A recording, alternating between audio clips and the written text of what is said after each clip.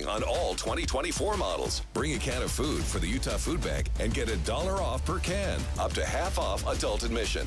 Unplug from distractions and plug in to your family at the Utah RV Super Show. Discount passes at UtahRVSupershow.com. Tim Jr. here from RGS Exteriors. I want to tell you about our famous "You Don't Need a Warranty" warranty. That's right, it's a warranty you don't need, but we give it to you anyway. Let me explain. Most warranty problems for siding, gutters, and windows are caused by not installing stuff right in the first place. If you rush the work, cut corners, or use subpar materials, you're just begging for problems later. At RGS Exteriors, we don't tolerate careless workmanship. We slow down, focus on every detail, and use only the best materials. We prevent warranty work by doing the job right in the first place. That's why the 10-year everything guarantee we give you is also known as our "You Don't Need a Warranty" warranty. We absolutely will be there if you need to use it. But honestly, you probably will never have to. Done right the first time. That's the RGS way. For siding, gutters, and windows, call 801-280-3110 or visit us at rgsexteriors.com. Gear up for your hunting season with the Shields Hunting Sale event going on now through September 15th. Take advantage of great deals like getting a free blind bag and gun case with the purchase of a Benelli Super Black Eagle, 40% off the First Light Cypher collection, $100 off Lacrosse Optifade Alpha Evolution boots, and discover so many more in-store and online. Fill your bag to the limit on savings this hunting season now through September 15th at Shields or Shields.com. We just want to have enough money for retirement. And travel to visit our grandchildren. I understand. That's why at Fisher Investments, we start by getting to know each other, so I can learn about your family, lifestyle, goals, and needs, allowing us to tailor your portfolio. What about commission-based products? We don't sell those. We're a fiduciary, obligated to act in your best interest. So how do your management fees work? We have a simple management fee based on the value of your portfolio, so we do better when you do better. We appreciate that kind of transparency. We also check in with you regularly to keep you up to date on the markets and your portfolio. What other services do you offer? As a client, you have access to resources on investing, financial planning, estate planning, Social Security, Medicare, and more. Wow, it sounds like Fisher Investments has everything we need. At Fisher Investments, we're clearly different. Learn more at FisherInvestments.com. Investing in securities involves the risk of loss. Traffic and weather together, brought to you by Sinclair's Dino Pay app. Save up to 20 cents per gallon. And here's Heather Kelly. We still have a bit of slowing northbound I-15 going through Provo, heading up toward the S-curves into Orem. That was due to an earlier crash that's now been cleared. And if you're southbound I-15 in Utah County, there's actually a crash on the on-ramp from 1600 North in Linden to go southbound I-15 into Orem, and that has the right lane of that on-ramp blocked. The rest of your drive in pretty good shape. You might just see a few brake lights here and there, especially on I-15 getting into downtown. Are you facing wage garnishments and threats from the IRS? Don't face the IRS alone. Call Utah tax attorney Jordan Wilcox. Visit taxhelput.com. That's taxhelput.com. Heather Kelly in the KSL Traffic Center. Today's temperatures will climb up to a high of 92, but tomorrow, the daytime high will only be 70 degrees, so 20 degrees plus cooler tomorrow. Right now, it's 78 degrees. I'm Amanda Dixon from the KSL Common Spirit Health Studios. Listen online at kslnewsradio.com. We're Utah's news, traffic, and weather station.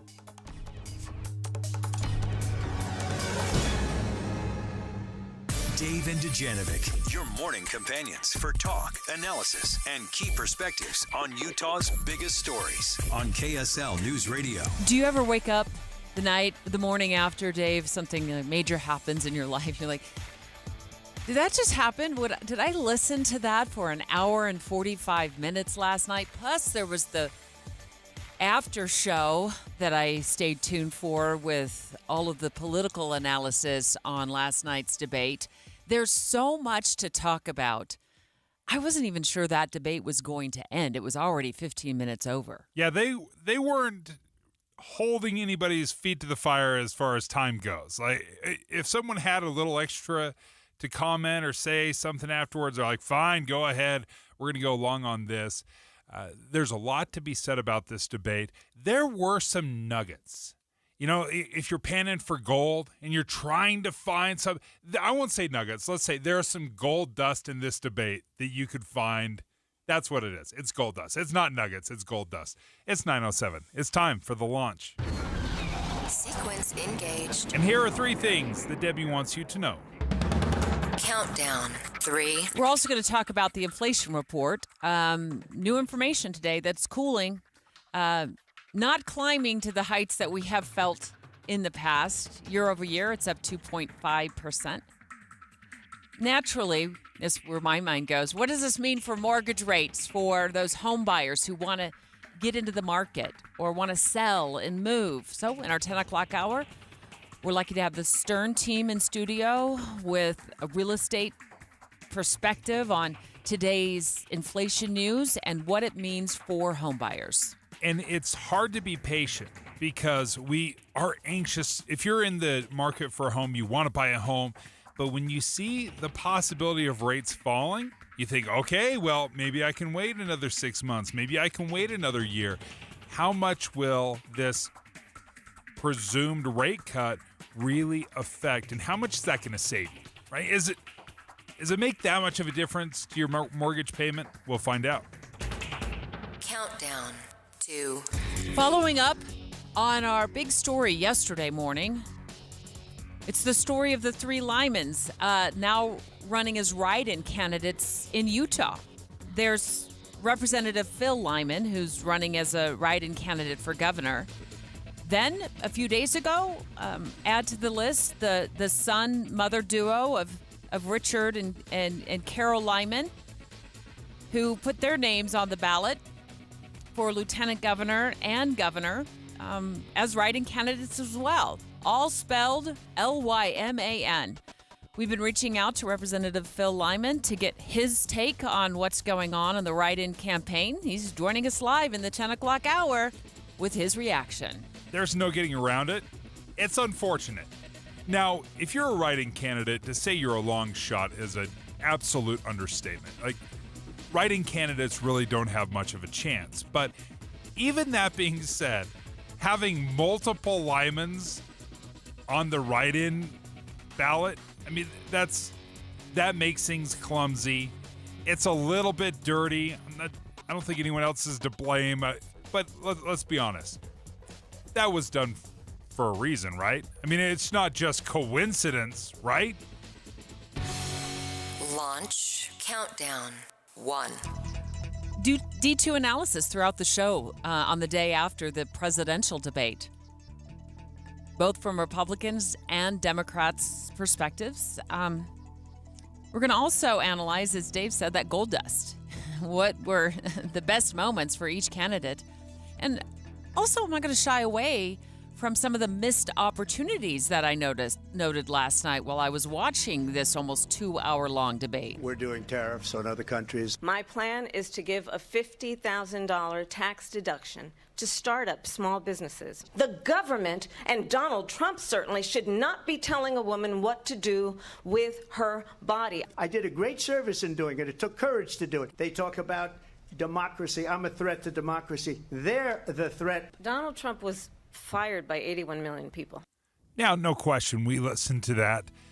A lot of jabs and barbs. And when I think about the barbs and how prickly these debates can be, I can't help but think about a raspberry bush. I compared this yesterday. That when you're harvesting raspberries, you'll get poked and maybe a little blood comes out. But there's a raspberry in there somewhere, folks. And let's try to grab the good stuff out of the debate. And I'm going to try to set aside a lot of the personal stuff that went on and see if we could figure out anything more about these candidates. I think we can. Dave and Dujanovic. The launch. Commence. The race for the White House. Special coverage on KSL News Radio. What were those gold dust moments? And were they laced with any cayenne pepper? Things got a little spicy.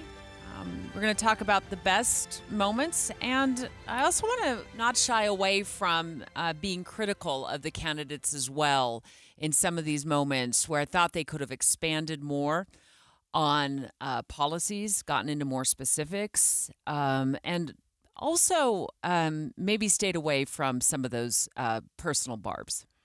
So the very first thing I thought of, and I'll start off with Trump, and then I'll move into Harris, of the best point or the best part where I felt there was some of that gold dust, where there really was something.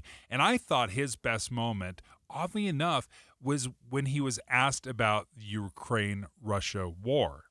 You have said you would solve this war in 24 hours. You said so just before the break tonight. How exactly would you do that? And I want to ask you a very simple question tonight. Do you want Ukraine to win this war? I want the war to stop. I want to save lives. With that being said, I want to get the war settled. I know Zelensky very well, and I know Putin very well. I have a good relationship, and they respect your president. That is a war that's dying to be settled. I will get it settled before I even become president. If I win, when I'm president-elect, and what I'll do is I'll speak to one, I'll speak to the other, I'll get them together. That war would have never happened. And the reason I thought this was a particularly good moment, now I had to edit out some of the personal attacks to find those raspberries. Guys, I just gave you the bowl of raspberries and not all the thorns with that. But I think he makes a good point. When you start saying, yes, I want Ukraine to win, you've already removed yourself from being any kind of a negotiator or a mediator. So I thought he made a good point. Like, listen, we just want the war to end. We need to negotiate something because that's ultimately what's going to happen. Ukraine's going to have to give something, and Russia as well. Did you have one for Kamala Harris? Yeah, I thought Kamala Harris did a very good job when they were talking about health care. Now, no matter how you feel about Obamacare or the Affordable Care Act, she believes in it, and she's been happy about it, and she's championed it. She wants to expand it, and I thought she made a nice reminder about why Obamacare has been a good thing for Americans. What we need to do is maintain and grow the Affordable Care Act. And what the Affordable Care Act has done is eliminate the ability of insurance companies to deny people with pre-existing conditions. I don't have to tell the people watching tonight, you remember what that was like? Remember when an insurance company could deny if a child had asthma, if someone was a breast cancer survivor, if a grandparent had diabetes? And thankfully, as I've been vice president, and we over the last 4 years have strengthened the Affordable Care Act, we have allowed for the first time Medicare to negotiate drug prices on behalf of you, the American people. And I thought that was a great reminder from Vice President Harris saying, you remember what it was like when you were uninsurable because you had the audacity to have cancer in your 20s, right? A lot of Americans have dealt with that over the years, and that's one of the real positives, I think, from Obamacare. Now, there's plenty of problems with the Affordable Care Act, but I thought this was a good reminder of the good part, or one of the good parts about the ACA. I'll dive into my best moments, but I'm also going to be critical as well of both of the candidates. And Boyd Matheson stepping in studio with us in just a moment to talk about what his takeaways are from last night's debate. People can't go out and buy cereal or bacon or eggs or anything else. The people of our country are absolutely dying with what they've done. Dave and Dujanovic. You know KSL is the only news radio for your car, right? The only news radio for your smart speaker. Come here in the morning. It's the latest news and traffic. In the afternoon, news and updated weather. We have you covered at KSL News Radio.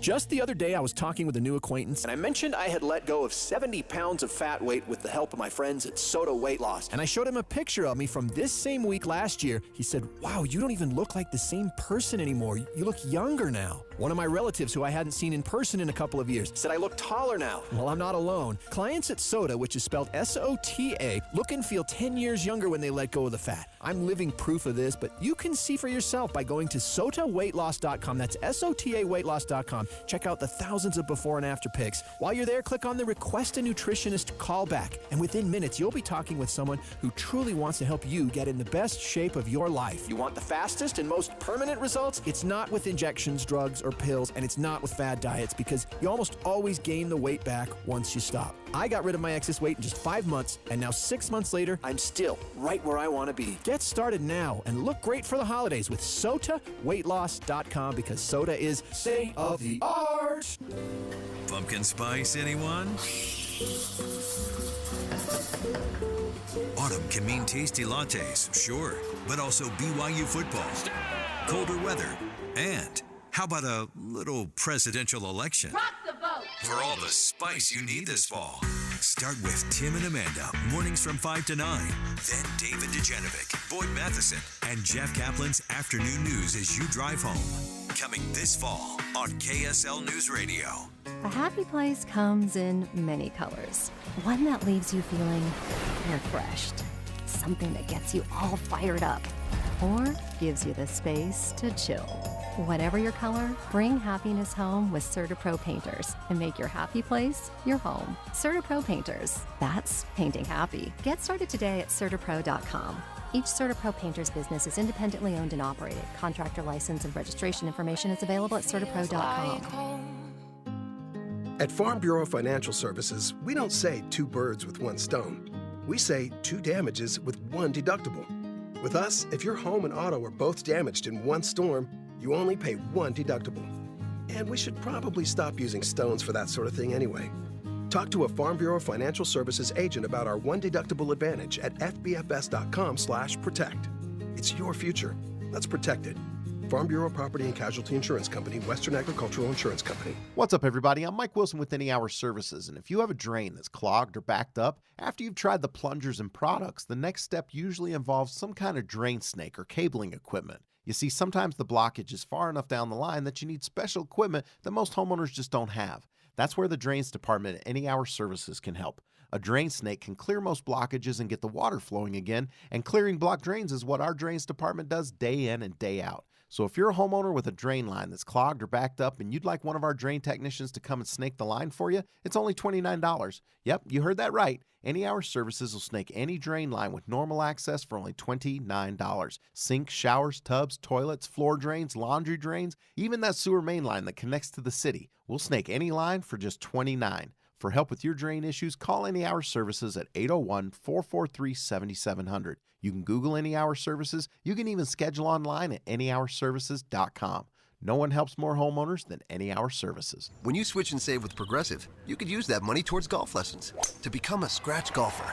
Progressive cannot guarantee that you will ever become a scratch golfer. Scratch golfers are really, really good. Drivers who switch and save with Progressive could save hundreds on average, and sure, you could put that money towards lessons, but if you can't hit the broadside of a barn and think you're going to become a scratch golfer, you're delusional. Sorry, just telling it like it is. Savings? Maybe. Scratch golfer? Don't hold your breath. Switch and see if you could save at Progressive.com. Progressive Casualty Insurance and Affiliates. Not available in all states. It's universally accepted that golf is hard. Progressive cannot guarantee improved performance on the course. Did you know your skin is the largest organ of your body? Huh? That's why you should shower with Old Spice Super Hydration Body Wash instead of plain old bar soap. Love your skin by super hydrating it with vitamin B3 and glorious notes of vanilla and shea. Did you know that my super hydrated skin is the second largest organ of my body? The first is my heart. Old Spice. Men have skin too. Old Spice Super Hydration Body Wash. 24/7 renewing moisture. With daily use. With the 3 things you need to know this hour, I'm Amanda Dixon. First, 1 debate down, 1 to go. 3 candidates running for governor in Utah will be on the debate stage tonight at 6 o'clock. We'll have continuing coverage here on KSL News Radio. Second, officials with Utah State University are responding to the Department of Justice, who said the school has failed to remedy an ongoing problem with handling reports of sexual misconduct. And third, Salt Lake County is exploring the idea of moving their offices. Right now, 78 degrees in Salt Lake City. Back to David Dujanovic on KSL News Radio. Dave and Dujanovic. Dave and Dujanovic. The race for the White House. Special coverage on KSL News Radio. Dave and I still have a lot to say about last night's debate and our own analysis of the best moments and, in some cases, what I would consider to be my critical hat, putting on my critical thinking hat and saying, well, wait a minute, I want to hear more about this, or why did that candidate go down that path? We're going to get to more of that in the next 30 minutes during the show, but we also felt it was really important to bring in our inside sources, Boyd Matheson, who was, I'm sure, eyes on and ears on that debate for all 1 hour and 45 minutes of it last night. Boyd, sometimes it feels when we're watching these debates, it's like one of those tough workouts at the gym. You're like, I'm going to get through it. I'm going to make it through. I just got to finish it. And that's sometimes how I felt during the debate. Is like, I don't think it made either of us stronger, though, in the end, Dave. No. We were broken down by it, worn out. So you said yesterday you were looking for several things. And the one that stood out to me is you said you expected to see Vice President Harris play a lot of matador defense. Yeah, she did. She was the master of the matador last night, and it was amazing to me how well she just taunted and toyed and goaded former President Trump into all the wrong places and spaces. And probably one of the best examples of that was the moderators were talking about immigration and the border and her role in that, especially early on in this administration. And the question from David Muir was, do you regret that you weren't more tough on the border and waited all the way until 6 months before election to start cracking down on things? Her answer had nothing to do with that. Her answer went quickly to fentanyl and prosecuting fentanyl dealers, and then it was talking about the size of the crowds at a Donald Trump rally and that they're leaving early. So, one, she didn't ask the questions, didn't answer that particular question. The moderators didn't press her on the question, and in the matador fashion, she put a very shiny red object in front of the former president, and he couldn't resist. And so he spent the next 4 minutes talking about who comes to his rally and who doesn't go to hers. And so on one hand, it worked tactically for Vice President Harris. But it did leave me feeling a little bit at the end of the night that what I knew now about Kamala Harris is that she knows a lot about Donald Trump. And she has a lot to say about Donald Trump. But she didn't say a whole heck of a lot and spent a lot of her answer time talking about her vision. She mentioned the word plan a lot, but she never really said what those plans were. So I think she missed an opportunity. I think she could have run circles around the former president and probably caused him to have a Joe Biden moment if she had been more specific. She got so caught up in talking about him and to him and at him that I think she actually missed some opportunities in that process. Was there a moment that you felt like, or moments you felt like former President Trump could have been much stronger looking forward? When I was watching this debate as closely as you were, I felt he spent a lot of time living backwards. Yeah, and we talked about that yesterday too, didn't we, in terms of where's the focus? Is it forward or backwards? And the former president was always facing backwards in terms of what was or what did or didn't happen or what was a conspiracy or not. And so he missed a lot of he had some wide open opportunities. It's one of those like watching a sports event and you're yelling at the TV, you know, what the easy play or the answer is. But it also goes back to something we talked about yesterday, and that is why candidates lose debates and elections. And they don't lose because they don't have the right strengths or talent. They lose because their weaknesses become the dominant force in their behavior. And we saw that last night with former President Trump. His weakness, his inability to show restraint, his obsession with things in the past, to your point, Deb, prevented him from really exposing some things where there are some weaknesses in the Harris campaign or some things that he could really tout in terms of some specific successes or vision moving forward, and he didn't. So the weakness, his inability to have that restraint and discipline in terms of message and focus forward, really, I think, cost him the most of the candidates on the night. I will say his best moment really came in the final minute of the entire debate in the closing arguments, and I couldn't help but think. Let me play it, and I'll give you my reaction to what I thought. Like, why did you wait 1 hour and 43 minutes to bring this up so eloquently? So she just started by saying she's going to do this, she's going to do that, she's going to do all these wonderful things. Why hasn't she done it? She's been there for 3.5 years. They've had 3.5 years to fix the border. They've had 3.5 years to create jobs and all the things we talked about. Why hasn't she done it? She should leave right now, go down to that beautiful White House, go to the Capitol, get everyone together and do the things you want to do, but you haven't done it, and you won't do it because you believe in things that the American people don't believe in. And this was, I think, a great point of the distraction, the matador, the shiny object, the little bauble in the corner, whatever it might be. But this was a very clear message that took an hour and 45 minutes to get to. Yeah, it was almost as if he woke up at that moment and thought, oh, this was my message for the night. Did I say that? And then said it. And he did say it quite well. And there were countless opportunities throughout the night where he could have made that case easy over and over and over again. And yet he didn't. So again, it's not that he didn't have the right strengths or the right strategy. It was his inability to control the impulses of his weaknesses that I think cost him that opportunity to make the case. I would like to touch on that point for inflation. Off the top of the debate, he hints at this. People can't go out and buy cereal or bacon or eggs or anything else. The people of our country are absolutely dying with what they've done. They've destroyed the economy. And all you have to do is look at a poll. The polls say 80 and 85 and even 90% that the Trump economy was great, that their economy was terrible. Then he kind of drops that point. And to me, that should have been the same piano key note that he hit throughout the debate, picking up on opportunities to flag a question, spin the question in his favor, and go after the Biden-Harris administration for inflation. Yeah, exactly. So he sort of had this top and tail. The bookends were pretty good for former President Trump. And the interesting thing is the follow-up to what Mr. Trump said in that part about inflation.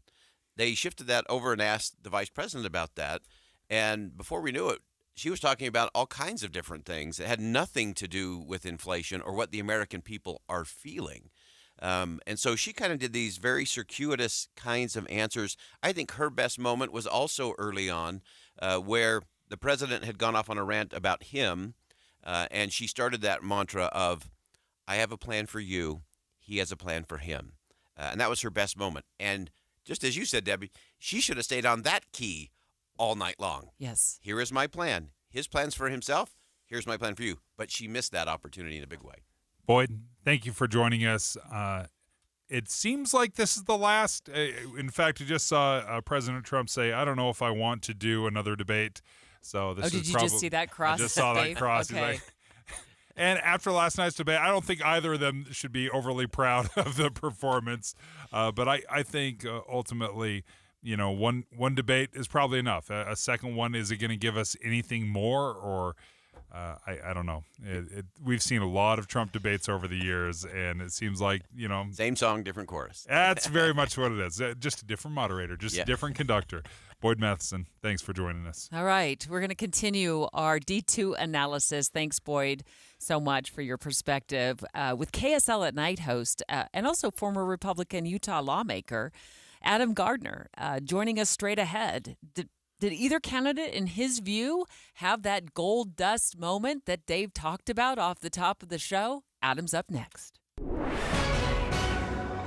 9:30 at KSL News Radio. I'm Amanda Dixon. Our top story this hour, Utah State University is responding to a report from the Department of Justice regarding how the school has handled reports of sexual misconduct.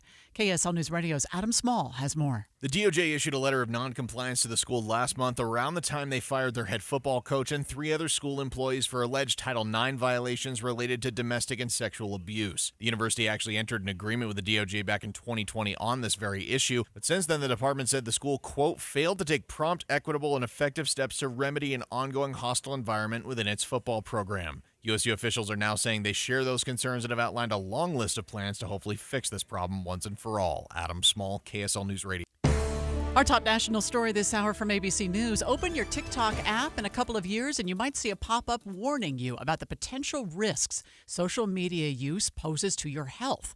ABC's Jim Ryan says more than 36 state attorneys general are hoping so. In the same way that research showed a link between smoking and lung cancer in the 1960s, U.S. Surgeon General Vivek Murthy says that in 2024, we do have growing evidence that tells us that social media use is associated with harms. Especially, he says, to young people. 42 attorneys general have signed on to a letter urging Congress to slap a tobacco-style warning label on social media. Jim Ryan, ABC News. Your money at this moment. The Dow fell 700 points this morning after those CPI numbers that may have taken a deeper Fed rate cut off the table. The Dow is down 546 now, so we've made a little of that back. We're at 40,190. Coming up, windy and smoky today. KSL weather is next. KSL News Time, 9:32.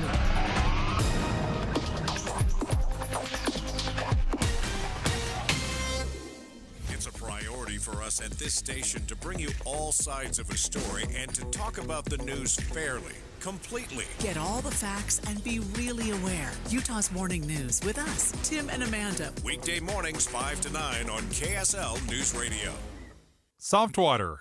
I love me some soft water. It's weird how strongly I feel about having soft water is because I did have the hard water in my house for a number of years, and we were just having all sorts of problems.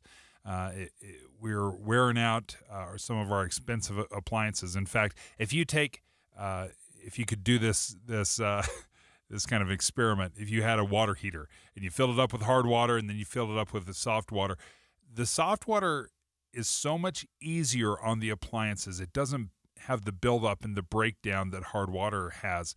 And it's why we decided, my wife and I, to invest in a Connecticut water softener.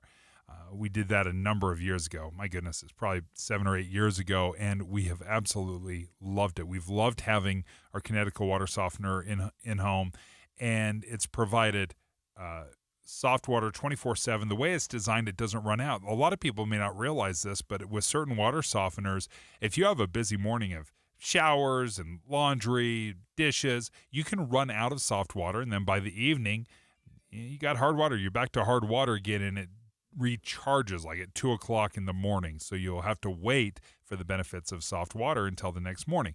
With Connecticut, the way it's designed, you don't have any of those problems. Go ahead and reach out to Connecticut of Utah, 801-576-8600. They're an authorized Connecticut dealer, or check them out online at softwaterutah.com. Oh no, stomach issues again? Stomach issues? Who are you? Your pancreas. I could be the real reason for your diarrhea, gas, bloating, stomach pain, or loose oily stools. I thought it was my stomach. People often do, but any of these symptoms could mean having a condition called exocrine pancreatic insufficiency, or EPI. With EPI, the pancreas doesn't release enough enzymes to break down food, but EPI is manageable. Use the symptom checker on identifyepi.com and speak with your doctor. That's identifyepi.com. Sponsored by AbbVie.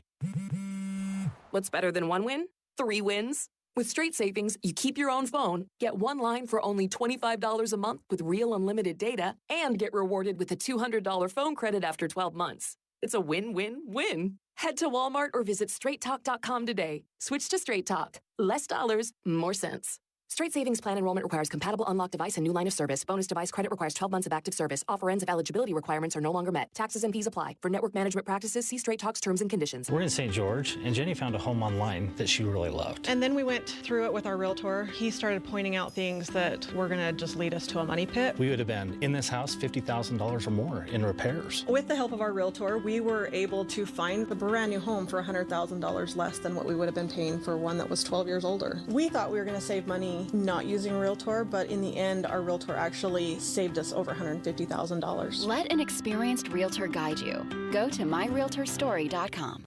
Traffic and weather together, brought to you by Sinclair's Dino Pay app. Save up to 20 cents per gallon. And here's Heather Kelly. Things are looking great all across the Wasatch Front, but we still have an accident on the on-ramp from 1600 North in Linden to go southbound I-15. The left lane is blocked. Not enough traffic, though, getting on that ramp to cause any type of delay. And you've got a smooth commute once you get on I-15, both northbound and southbound, heading into downtown Salt Lake.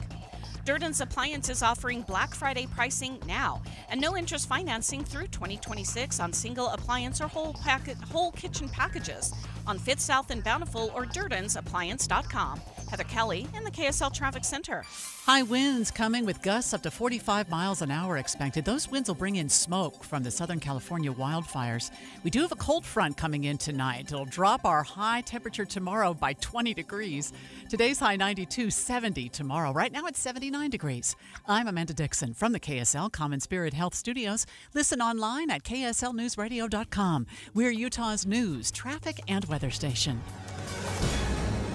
Dave and Dujanovic, your morning companions for talk, analysis, and key perspectives on Utah's biggest stories. On KSL News Radio, the race for the White House. Special coverage on KSL News Radio. Dave's been digging for gold dust. As we continue our live D2 analysis of last night's presidential debate, it may be the only one. You just read a post online, Dave, about Trump's take on another debate. Said, I don't know if I want to do another debate. Now, whatever that reason is, maybe it was because last night didn't go as planned, or if this was enough, right? He's already done 2 debates. Biden did one, and then Kamala Harris has done another. But I think when I was listening to this debate, Debbie, and this was a little bit of a slog, right? I mean, an hour and 45 minutes, you had to be committed to listening to this debate because there was a lot of repetition to it. And joining us right now, Adam Gardner. And Adam, the way I thought about it is I tried to listen to it differently this time around, kind of like an old-timey prospector, one of those old 49ers that is like panning for gold, and you just got to celebrate the little pieces of gold dust that you find. Was there any gold dust that you could find in the debate? So I took copious notes during the debate, and I ended up with 45 to 50 different kind of talking points. And so when I was asked to come on your show, I was like, I literally don't know how we can do this in under 12 segments. There was so much going on in this debate. We had to watch it at 10 o'clock when they did the rerun, and my wife watched the first little bit, and in the last 20 or 30 minutes, she looks at me and says, I'm going to bed. I was committed during the first half, but I'm out. And I think a lot of people felt that way, but I actually loved it. I thought there was a lot of nuggets, mostly bad for both sides. I was doing kind of my own fact checking on both candidates, and there was a lot of policy that was lacking in that debate. Oh, Adam, I would agree with you. Adam Gardner, by the way, a host of KSL at Night right here on KSL News Radio. We also know him as a political insider, former Republican lawmaker. You've done a lot in politics over the years, Adam. And I would agree with you as I was taking notes, and I was taking a lot of them as well. I recognized that there was lack of specifics regarding policy. And I want to just hit on Kamala Harris's discussion about, her her opportunity economy. She's been generally hitting these same 3 notes that I've been hearing: a child tax credit of $6,000 for a newborn up to 1 year old, a $25,000 down payment assistance for first-time home buyers. And then there's this $50,000 tax credit. Don't know quite who qualifies for it for small businesses. Now, I certainly, my ears perk up with all of these because I'm a mom, right? I mean, and I want my kids to be able to afford a home. And I'm also the daughter of a small business owner. So these are really important. But that she lacked specifics on those and how she plans to pay for that. Well, and then the first question that was asked, the moderator said, the economy is slumping. Do you believe that the economy is better now than it was 4 years ago? And that's a simple question to answer. And she had to, you could tell, distance herself from President Biden because she didn't answer the question at all. She went into I have a plan. Well, that's great you have a plan, but you've been there for almost 4 years. Like, what have you guys done for me lately?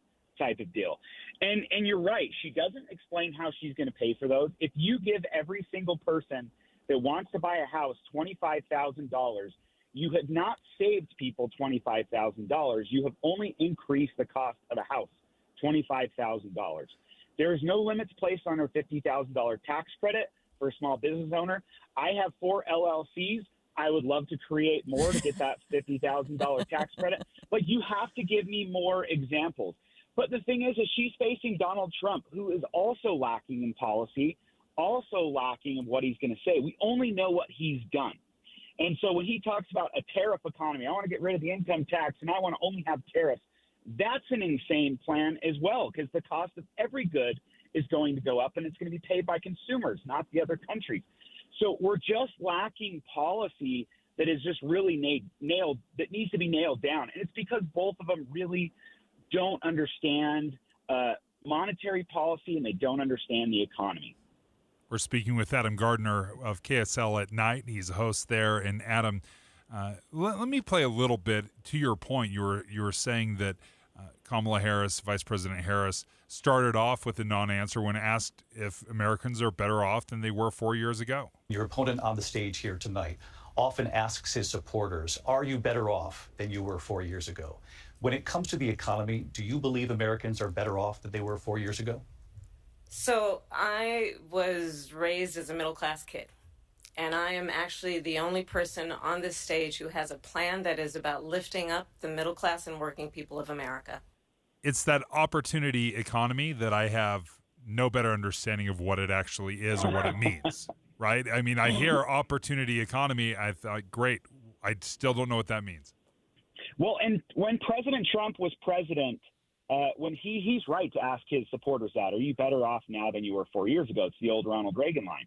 And to be honest with you, every middle-class person and lower middle-class person saw extra money in their paycheck. The fact that Kamala Harris keeps saying that this was a tax cut for his billionaire friends is simply ludicrous. Everyone saw more money in their paycheck.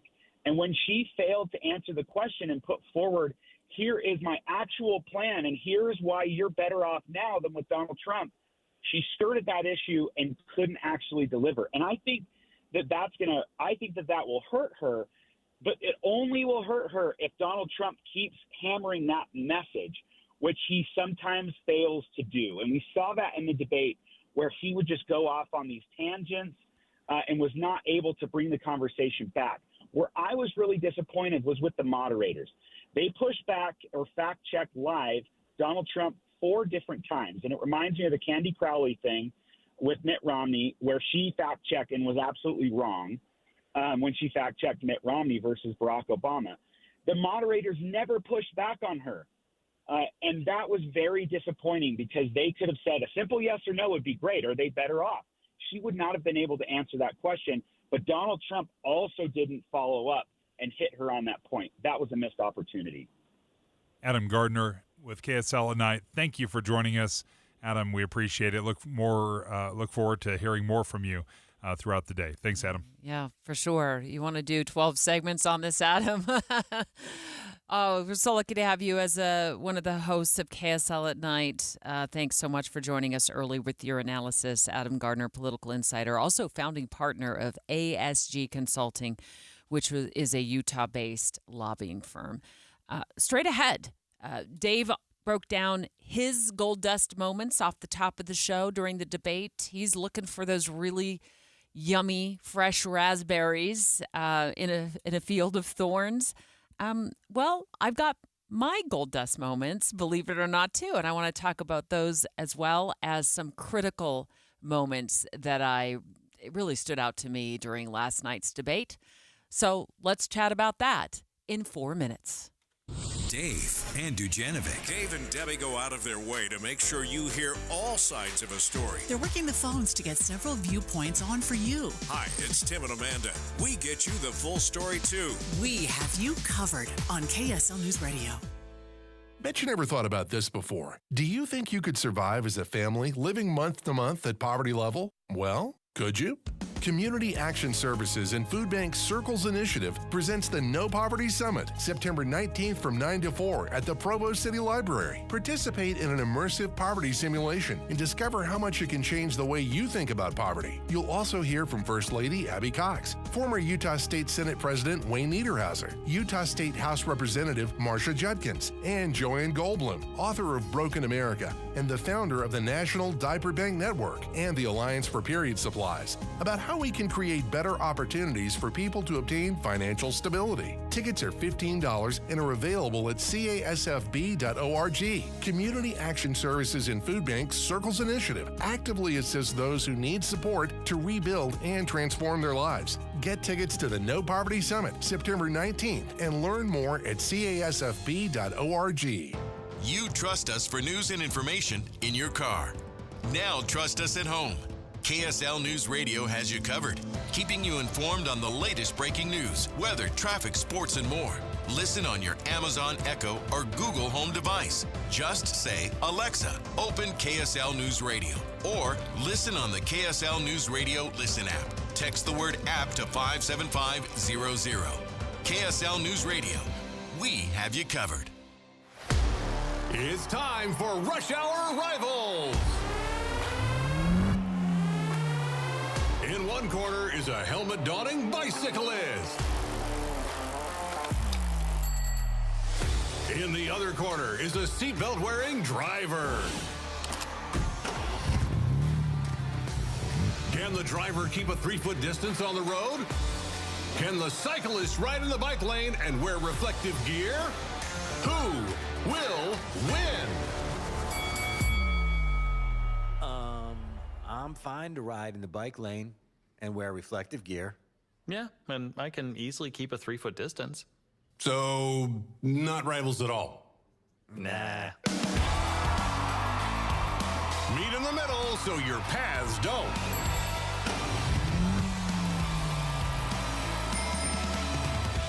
A message from the Utah Department of Public Safety. Introducing Peach Doors and Windows. Are you ready to upgrade your home with stunning new doors but are overwhelmed with how to begin?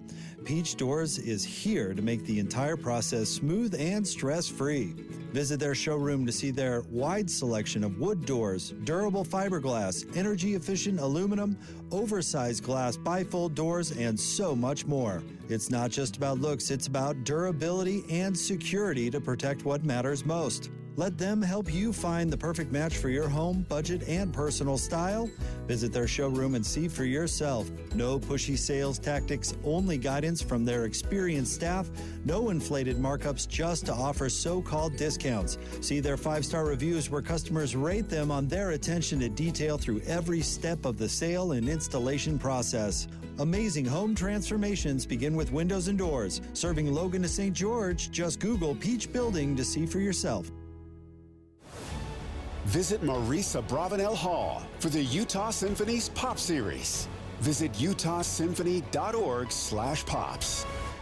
Master Electrical Services, home of the upfront pricing guarantee. I'm still going for it, even with higher stroke risk from atrial fibrillation and a regular heartbeat not caused by a heart valve problem. Over a 3-year study, Eliquis apixaban tablets reduced stroke risk better than warfarin, and over 97% of Eliquis patients did not experience a stroke. A first stroke occurred in 2.9% of warfarin patients versus 2.3% of Eliquis patients. Don't stop taking prescription Eliquis without asking your doctor. It may increase your stroke risk. Eliquis can cause serious and in rare cases fatal bleeding. Don't take Eliquis if you have an artificial heart valve, abnormal bleeding, or antiphospholipid syndrome. While taking, you may bruise more easily or take longer for bleeding to stop. A spinal injection while on Eliquis increases risk of blood clots, which may cause paralysis, the inability to move. Get medical help right away for unexpected bleeding, unusual bruising, or tingling, numbness, or muscle weakness. Medications such as aspirin products, NSAIDs, SSRIs, SNRIs, and blood thinners may increase bleeding risk. Tell your doctor about all planned medical or dental procedures. Learn more at Eliquis.com or call 1-855-ELIQUIS. With the 3 things you need to know this hour, I'm Amanda Dixon. First, a judge is blocking Utah's social media law just weeks before it would have gone into effect. Second, 2 kids here in Utah have been hit by cars while walking to school in just 2 days. And third, 3 candidates running for governor in Utah will face off on the debate stage tonight, airing at 6 o'clock right here on KSL News Radio. Right now, 79 degrees downtown. Back to David Dujanovic on KSL News Radio. David Dujanovic. Dave, if our listeners are just tuning in and joining in the conversation, let's kind of remind them how we landed on this idea of finding gold dust moments, which I like that analogy regarding last night's debate. It is easy to stay very critical, particularly with all of the sort of negative news and the news cycle that we're in. But you and I had a conversation this morning about the show, and this was really, I thought, born out of your positivity. I was trying to be positive because I naturally come into debates with a habanero level of spiciness, right? Like that's my go-to. Like, fine, let's listen to another one and listen to you guys attack each other for an hour and a half. What's so amazing about that is I was just in the salsa aisle the other day, and I saw the habanero, and I zipped right past it. Like, that is not for me. Which, we couldn't do last night with the debate. We have to sit down and watch it. I know a lot of people prefer not to. They prefer to listen to it, and it's more snackable, bite-sized sound bites. But for us, it is part of what we do. So what I was trying to do is ignore the personal attacks, the little barbs and the jabs, and try to listen, genuinely listen to their plan and their vision for the future. Now, this was an hour and a half on paper, but actually in reality, it was about an hour and 45 minutes. And like you, I had a ton of notes. And like you, by the end of it, I thought, how are we going to boil this down into something that is, first of all, fair to both candidates, highlights some of the positive, but also does as well touch on some of the more what I consider be critical moments when I really got on my critical thinking cap and thought, well, did that candidate just say that? Or I had a lot of these moments. I want more information. Yes. You're going to send me to your website. You're going to tell me to stay tuned for a plan.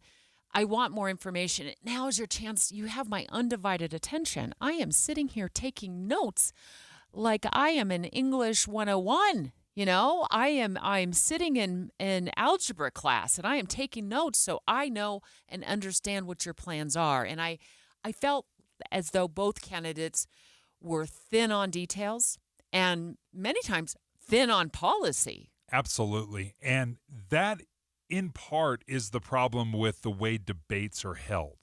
You have 1 minute to respond. You have 2 minutes to answer this question. True.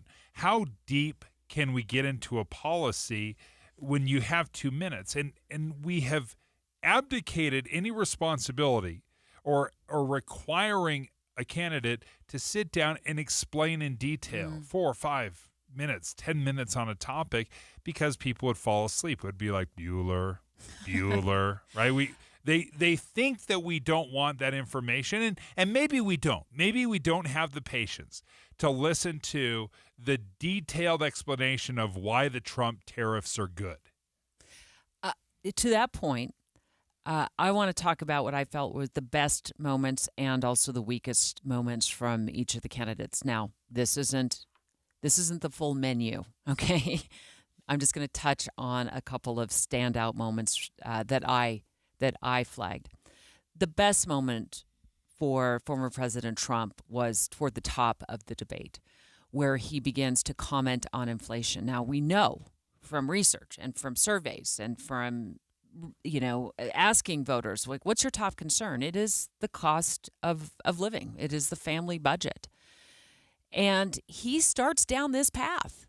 It is a path I thought he should have stayed on. He should have dug his heels in on, and I think he should have run 100 miles an hour down for the entire hour and 40 or 45 minutes. But he didn't. Here's what he did say, and I thought, he's taken off. He's got to go and hit this note all night long. People can't go out and buy cereal or bacon or eggs or anything else. The people of our country are absolutely dying with what they've done. They've destroyed the economy. And all you have to do is look at a poll. The polls say 80 and 85 and even 90% that the Trump economy was great, that their economy was terrible. To be honest, that was, in my view, his most clear moment, where he had a moment of clarity that inflation has to be a big part of this conversation. I also felt like there was a missed opportunity with immigration. He got into the habit throughout the entire debate of interrupting his own train of thought. He was the one throwing up the roadblocks in front of where he was going with the topic. And many Americans felt like, immigration was much more under control under Donald Trump than has been under President Biden. So when he's asked about, immigration policy and border policy, he starts talking about this. In Springfield, they're eating the dogs, the people that came in. They're eating the cats. They're eating the pets of the people that live there. And this is what's happening in our country, and it's a shame. I just want to clarify here. You bring up Springfield, Ohio, and ABC News did reach out to the city manager there. He told us there have been no credible reports of specific claims of pets being harmed, injured, or abused by individuals within the immigrant community. Well, I've seen people on television. Let me just say here, this is the people on television say my dog was taken and used for food. So and he's doubling down on that. I felt like that was the strangest moment of the entire debate, and he could have really won over voters if they're looking for a candidate by leaning into specifics about what it'll look like going forward regarding his border policy. Some of the responses are strange, right? Maybe you just get bored with saying the same thing over and over, so you're trying to look for a new twist. And yeah, the eating your cats and dogs, that, you know. Listen, I've seen the same interviews as well. It's strange. It's news of the weird if it's true, right? No question. Here's the thing. When you have inflation issues and you're speaking to an inflation and how it's affecting people, or if you're talking about immigration, how it's affected Americans, the people that are being affected, they don't need to hear it from politicians. They don't need to hear them acknowledge that this is a problem. What they're looking for is, okay, then what? You talk about the problems with immigration. I'm experiencing it. Now, what are you going to do about it? Exactly. And you're not hearing any of that. What are you going to do to take us forward? What are you going to do to help make life easier and things more affordable for my family? Kamala Harris did play those same three notes regarding the economy that we've heard. The child tax credit for, essentially newborn children, up to it's like $6,000 tax credit.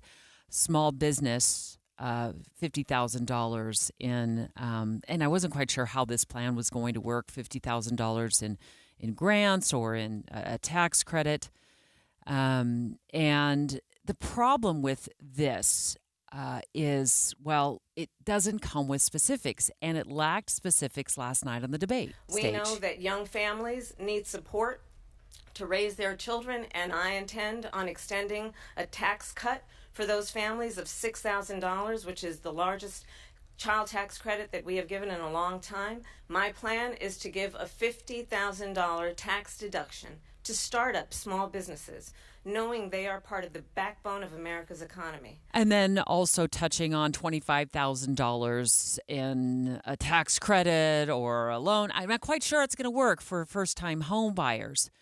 I was looking for specifics. I thought last night was an opportunity for both candidates to be specific about how they're going to move us forward as a nation with their policies and how those policies will be paid for. And that's when I put on my critical thinking cap and thought, there's more information I need here, folks. Give it to me. KSL Salt Lake City. From the KSL Common Spirit Health Studios, this is KSL News Radio. Utah's news, traffic, and weather station. 10 o'clock at KSL News Radio. I'm Amanda Dixon. Our top story this hour, Salt Lake County is exploring the idea of buying a Midvale building and moving their offices. KSL News Radio's Verl Johansson has more. County officials say the move would save over $150 million and move them closer to the center of the county. They say they could use money that would have been spent maintaining or renovating the current building to buy the new location. But they also might sell or lease the old building to raise funds for the move. The Salt Lake County Council will meet at the end of the month to discuss the potential move and hear public comments. Salt Lake City firefighters worked through the night to put out a fire at a business near the corner of 400 West and 500 North. There was extra concern, and a hazmat team was brought in because of chemicals used inside the business to process soap. Over 50 firefighters battled the fire, and so far, investigators have not determined a cause of the fire. Our top national story now from ABC News. An investigation underway after a collision on the tarmac at the Hartsfield-Jackson Airport in Atlanta. Two Delta planes colliding. It felt and sounded like a car crash. The larger plane's wing breaking off the tail of that smaller jet. The larger plane was headed to Japan. Grant Edwards was among the hundreds of passengers. It was a hard bomb. The smaller regional jet was was headed to Louisiana. Passengers describing a loud scraping sound, some thrown from their seats. There was, kind of that crunch. There was that push that you get. Passengers were bussed back to the terminal. ABC's Rhiannon Alley says no serious injuries were reported. Your money at this moment, the Dow is still way down, but we've actually made up a little bit of ground. The Dow is off 485 now. That's 1 2/10%. We're at 40,251. Coming up, some wind and smoke to deal with this afternoon. KSL weather is next. KSL News Time, 10:02. A way to get breaking news updates anywhere you go. At the store or in a work meeting, you can get breaking news on your phone. You can quickly read it, swipe, or click for more. It's super discreet, super fast. That's the app for KSL News Radio. Hey, folks, let me tell you, when I joined Salt Lake City Fat Loss several months ago, man, I'm at 6 months. I can't believe it's been that long. I'm at 6 months. But when I joined Salt Lake City Fat Loss, it was because I was ready to lose a bunch of weight. Now, many people on the program will lose 20 to 30 pounds. I lost 57 in just 2 months, and I was motivated. I stayed motivated because the results were so great. So if you're interested in losing a bunch of weight, like I did, go ahead and check out Salt Lake City Fat Loss. I was able to do it without any injections, without surgery, and no pre-planned meal plans where you had to buy, and have it delivered to your house. I've done that in the past. I was sick of those meals after 2 weeks. So if you're interested, go to slcfatloss.com, slcfatloss.com. If you use my name, you're going to get an extra $200 off the program. Just go to slcfatloss.com. Hey, BYU football fans, this is Mitch Harper. Another BYU football game week is here as the Cougars are getting set to face an old foe, the Wyoming Cowboys in Laramie. Visit your local Macy's grocery store for all of your tailgating needs. They have great prices on all of your favorite game day items like Stone ground beef patties, Lay's 5 to 8 ounce chips, and Coke and Pepsi 12-pack 12-ounce cans. Grab some of the meats that are smoked on site with brisket, sausage, pulled pork, and their delicious ribs, along with fresh-cut fruits and veggies that are picked by Macy's team of produce experts so you can get to the game and enjoy. Hi, this is BYU captain and defensive end Tyler Batty. It's football season again. Make sure to shop your local Macy's grocery stores for all your favorite tailgate foods. Get game day ready with Macy's. Never miss a deal by signing up for the Macy's Rewards program and emails so you can get the weekly ads sent straight to your inbox each week. Macy's. Happy shopping. 911, what's your emergency? Someone on the other line said they kidnapped my son. On September 12, 1995, McKay Everett disappeared from his home in Conroe, Texas. There was no sign of forced entry. It was just as if McKay had walked out of his own free will. And to this day, McKay's mother, Paulette, feels that justice was never truly served. Ransom is available now. Listen at ransompodcast.com or wherever you get your podcasts. Traffic and weather together brought to you by Sinclair's Dino Pay app. Save up to 20 cents per gallon. And here's Heather Kelly. Well, the earlier crash we had in Utah County from Linden to go southbound I-15 has cleared. That on-ramp has no delays anymore. You might still see a little bit of slowing, though, northbound as you make your way from Orem to Linden. That's due to some debris that was on the roadway. Things are looking good, though, if you are in Davis and Salt Lake counties. We look good on the east and west side belt routes and the 201 freeway. Cruise the canyons in a new Murdoch Chevrolet. Take up to $10,000 off a new Silverado 1500. Murdoch Chevrolet in Logan, Linden, and Murray. MurdochChevrolet.com. Heather Kelly in the KSL Traffic Center. Today, we'll get up to 92 degrees for a high with some smoke moving in this afternoon. Boy, the temperature just drops. Tomorrow's daytime high temperature will only be 70. Right now, it's 81 degrees. I'm Amanda Dixon from the KSL Common Spirit Health Studios. Listen online at kslnewsradio.com. We're Utah's news, traffic, and weather station. Dave and Dujanovic, your morning companions for talk, analysis, and key perspectives on Utah's biggest stories on KSL News Radio. Utah's top political story. Special coverage with Dave and Dujanovic. We're talking about the three Lymans. This is the story that we talked about at the top of the show yesterday, and we're following up with a live interview of Representative Phil Lyman. And what has happened with the governor's race is there's been write-in candidates. Phil Lyman is one of them. And then add to the mix now two additional candidates named Lyman. One's named Richard Lyman, who entered the race as a write-in candidate on September 3rd, along with his mom, Carol Lyman, who is running as his lieutenant governor. And they're all spelled Lyman.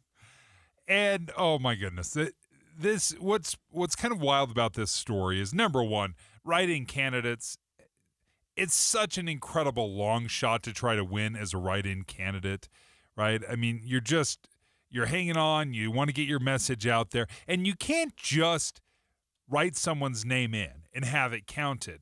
The write-in process, actually, you have to fill out some paperwork, you got to send it to the county clerk. So there's actual paperwork that has to be filled out to become a write-in candidate. And Phil Lyman, who was the GOP convention nominee, loses to Spencer Cox in the Republican primary. And instead of just stepping out of the race, he said, you know what, I'm still going to run a write-in candidate campaign. I'm going to run this still all the way through the general election. And then this little twist with the mother and son that also said, you know what, we're going to be on the write-in ballot as well, or we can be eligible as well. And our names just happen to be exactly the same as Phil Lyman. Representative Phil Lyman, good morning. Good morning. What's your reaction to the new Lyman write-in campaign? Well, I mean, anybody's free to put their name on the ballot that wants to do it. And if their last name's Lyman, that's an inconvenience for me. But all's fair in love and war, I guess, in politics. The real question comes in, were they induced? And the text messages that we got indicate that they were. So that's a serious problem. It's a serious thing, and we should find out the truth of it. So can you expound more on what these texts were, where they came from, how reliable are they? I know as journalists, when we get tips, and we get a fair amount of tips as well, we'll have to verify them, get a second source. What was your process to verify these were true? Had a long text string with the individual that had reached out, called him, talked to him, tried to reach out to Richard, reached out to the mainstream media, who seemed to have very little appetite for following up on it. I have no question about the veracity of the text that I received. What Carol and Richard, what their motives are, I'm not sure, but I do have their communications about that. Well, they sent us a statement, Representative Lyman, and it's a pretty lengthy statement. It comes from my read of it is it comes from Carol Lyman, and you're not related to them. I don't know them at all. You don't know them at all. Okay. And they say, we want everyone to know that Governor Cox's campaign did not pay us. Carol actually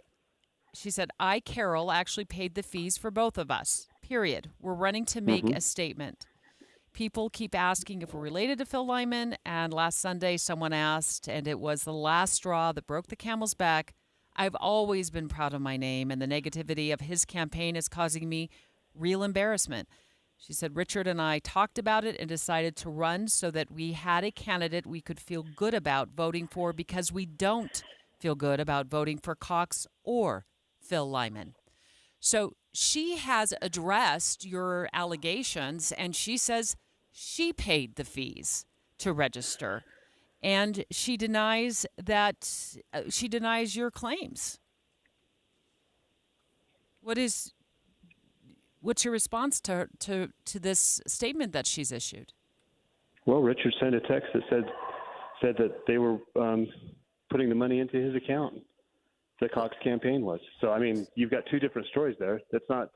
And this is the thing. You guys come out and say that I'm making allegations. I'm not making allegations. I'm reporting the allegations that were made by Richard himself in the text messages. Now you can go back and put together a competing story, which is what KSL would do for the governor, and this is what I've dealt with from the beginning. It doesn't mean that that's the facts.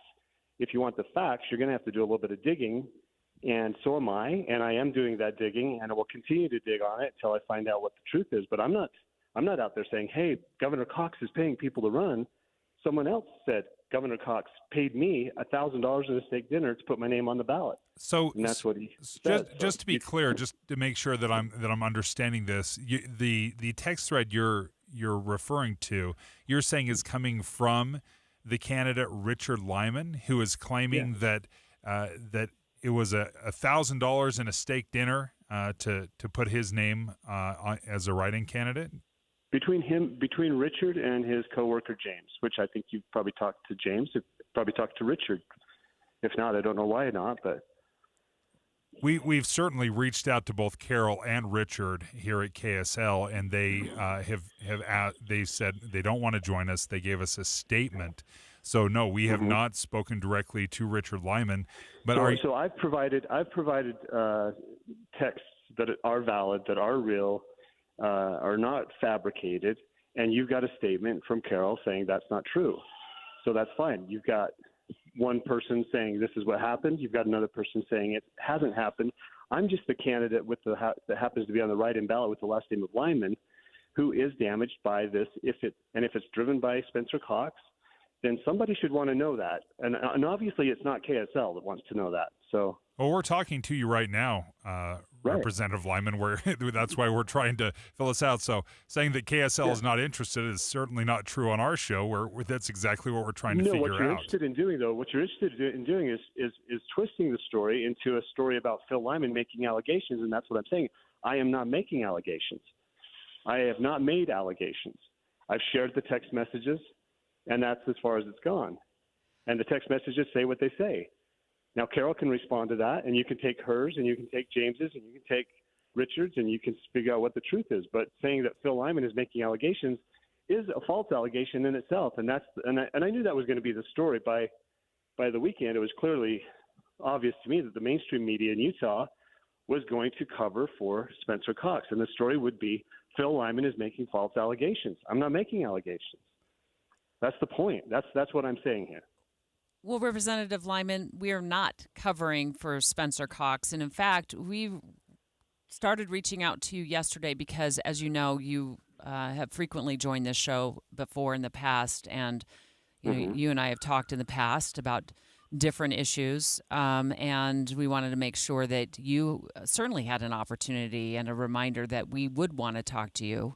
I am curious also to know what your feelings are about tonight's debate. You were not invited to participate in the gubernatorial debate tonight between the Libertarian, the Democratic, and the Republican candidate. What is your reaction to that? Oh,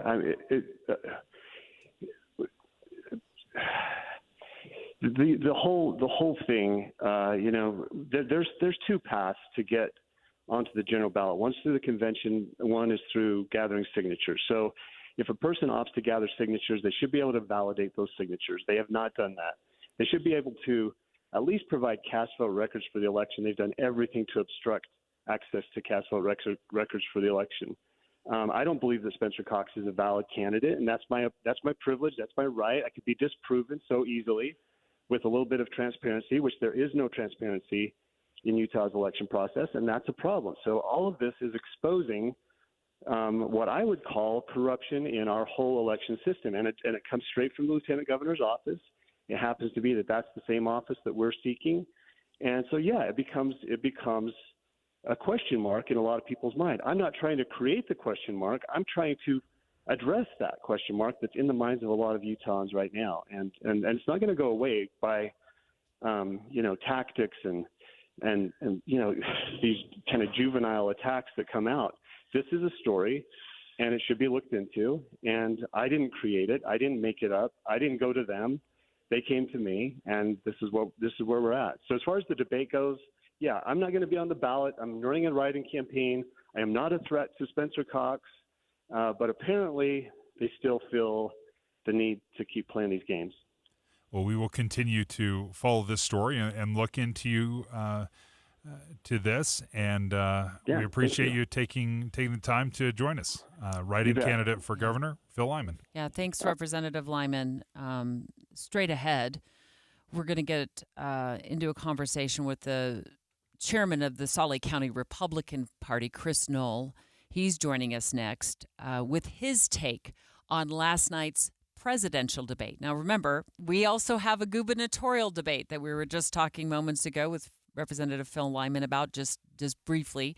Asked him about his take on not being invited to participate in tonight's gubernatorial debate. We will be airing tonight's debate regarding the governor's race right here on KSL News Radio.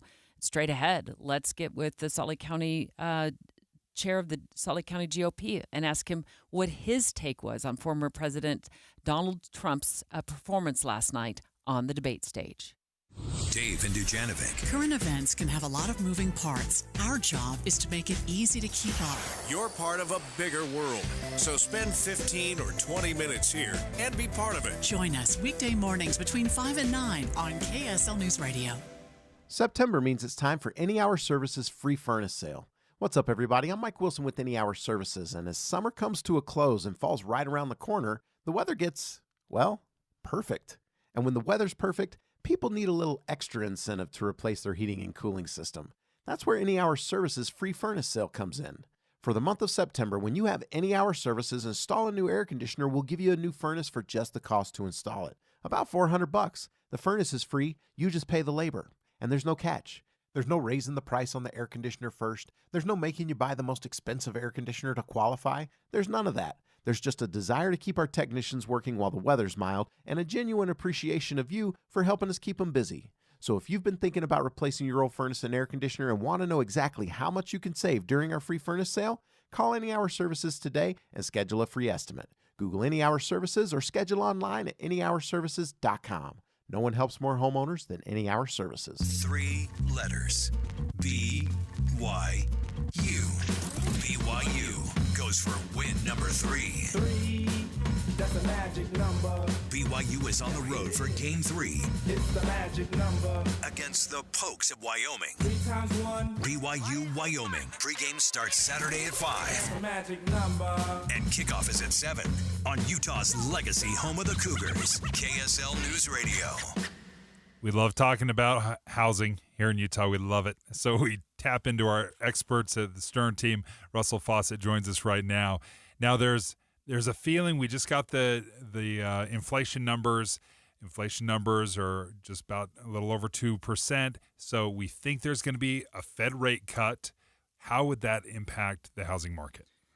Yeah, so they've been talking about cutting rates since their meeting back last month when they met up at Jackson Hole. Yeah. So that's when they came out and they said, it'll probably be 25 basis points, maybe 50 basis points. So on the mortgage rates, we've actually already adjusted for that. Really? So when they cut the rate, the mortgage rates typically have already responded because of the news.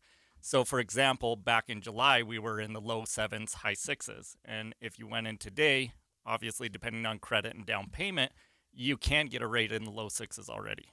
Oh, that's good news then for home buyers. Not great news, maybe, Russell, but you're keeping the finger on the pulse of the local markets. How are our local home buyers and the markets reacting? Yeah, so we're steady, and we have seen people that maybe were sitting on the fence that they are starting to shop for homes. So we're actually seeing a little bit more activity than we normally see, after school starts. I think that kind of insight is excellent, and we're speaking with Russell Fawcett with the Stern team.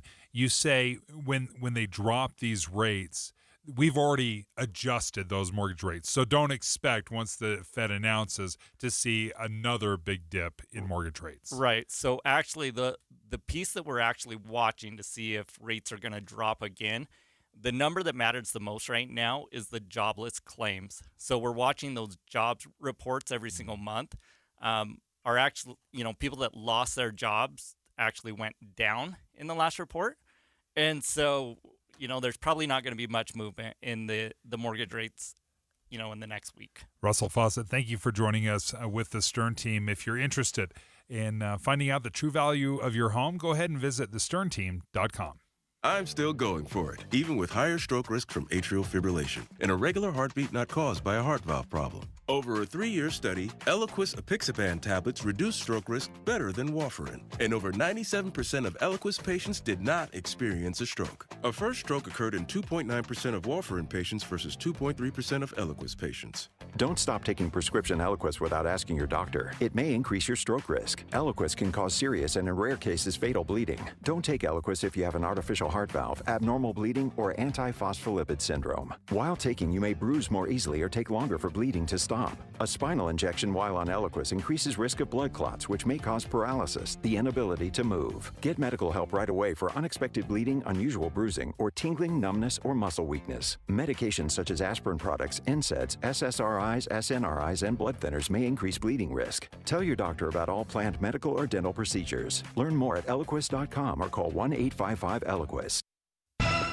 With the 3 things you need to know this hour, I'm Amanda Dixon. First, events are taking place in New York, the Pentagon, and Pennsylvania right now to remember those who died on September 11th, 23 years ago. Several events are also taking place here in Utah. Second, Utah's highest polling candidates for governor will face off tonight in a debate. You can listen to it live at 6 o'clock here on KSL News Radio. And third, Amazon is going to start making its own grocery food line to compete with Walmart and other grocery store generic brands. Right now, 81 degrees downtown. Back to Dave and Dujanovic on KSL News Radio. Dave and Dujanovic. Dave and I have been talking about last night's presidential debate. An hour and 45 minutes. Some say it might have been a little painful to watch, but there's got to be some gold nuggets in there, right, Dave? Or you said earlier, maybe there's just gold dust. Yeah, a little bit more gold dust than gold nuggets, but in part because the way our debates run, here, give me 2 minutes. You have 1 minute to respond. It is such a small amount of time to dive into really meaty, important topics. And also, the candidates don't even try most of the time to give any kind of a detailed response. They give, 15, 20-second sound bites, and, they do a little bit of the smoke and mirrors when they don't want to answer a question. Let's speak live right now to the Salt Lake County GOP chair, Chris Knoll. Good morning. Good morning. Did you Thanks watch for having me on. Yeah. Did you watch it all last night? I did. I actually got to sit with a number of college Republicans at the University of Utah, and we watched the whole debate, and it was good. It was good to see, how they reacted and the interactions they had afterwards. It's a lot of fun. Can you give us a little bit of your impression? What were they telling you? Because we've watched so many debates over the years. I think maybe we have a different set of eyeballs on it than young kids do. What were they telling you? Well, it was really interesting because in my mind and probably yours, we're in a situation where we have 2 candidates who've been in office. We know exactly what their policies are. We've actually experienced them. But here I was sitting with a number of college Republicans who, this is their first time voting. They may not have been paying attention to the Trump years, right? And so it was an interesting, eye-opening opportunity to see how they were trying to understand the debate. And I'll be honest, I don't think that this debate, really made a difference one way or the other to most Americans. But to the college Republicans, they were looking for more information on policies. And so I think they walked away a little bit disappointed by both candidates, to be perfectly honest.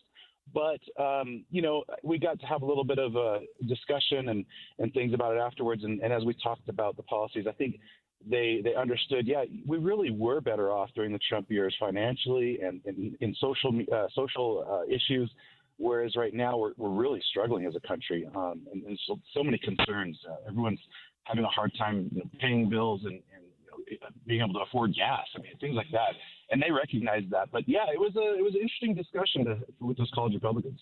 Live in line with us right now is the chair of the Salt Lake County Republican Party, Chris Knoll. I want to play this 15-second or so. Of course, the debate was very long last night, but there's 15 seconds from former President Trump kind of questioning, if these issues are a big deal for the Democrats, why hasn't Kamala Harris done something? She's been in office for more than 3 years. Why hasn't she done it?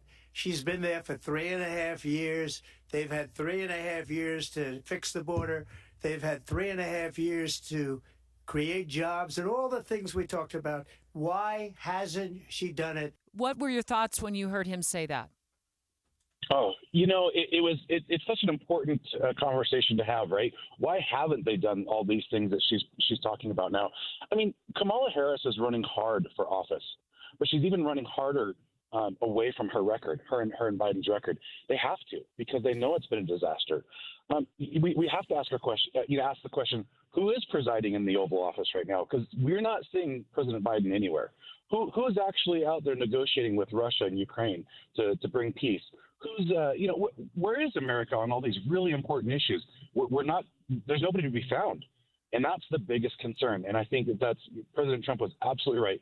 Why didn't they do these things in the last 3.5 years that they're claiming they're going to do now? Was there anything that resonated with you from Kamala Harris as she was talking and debating, describing things? Was there anything as a Republican that you heard and you thought, you know what, she brings up a good point? Was there anything that resonated with you? Well, I do love that, she's talking about trying to give the tax credit back to the families. But everybody knows that that's just a copy of what President Trump and J.D. Vance have been talking about. They upped it by $1,000. Okay, great. But I'm glad she's thinking about it. Let's be honest. I think families could use a little bit of help. Is that the best approach? I don't know. We'll have to see. But at least she's thinking about that now. Why didn't they do it 3.5 years ago, though? Right? I mean, it's just kind of funny. What's your take on this? This floating the idea, her campaign floated the idea last night of another debate. Dave spotted something online earlier today regarding Trump.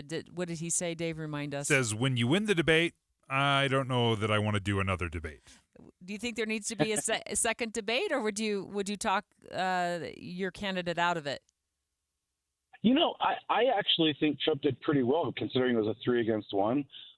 So if they do another debate, I would just make sure that it's a 1v1, not 3v1, right? So including the moderators. Is that what you're saying? Is that what you're referring to? The moderators? That was atrocious. I mean, live fact checking, at least their version of fact checking, the facts.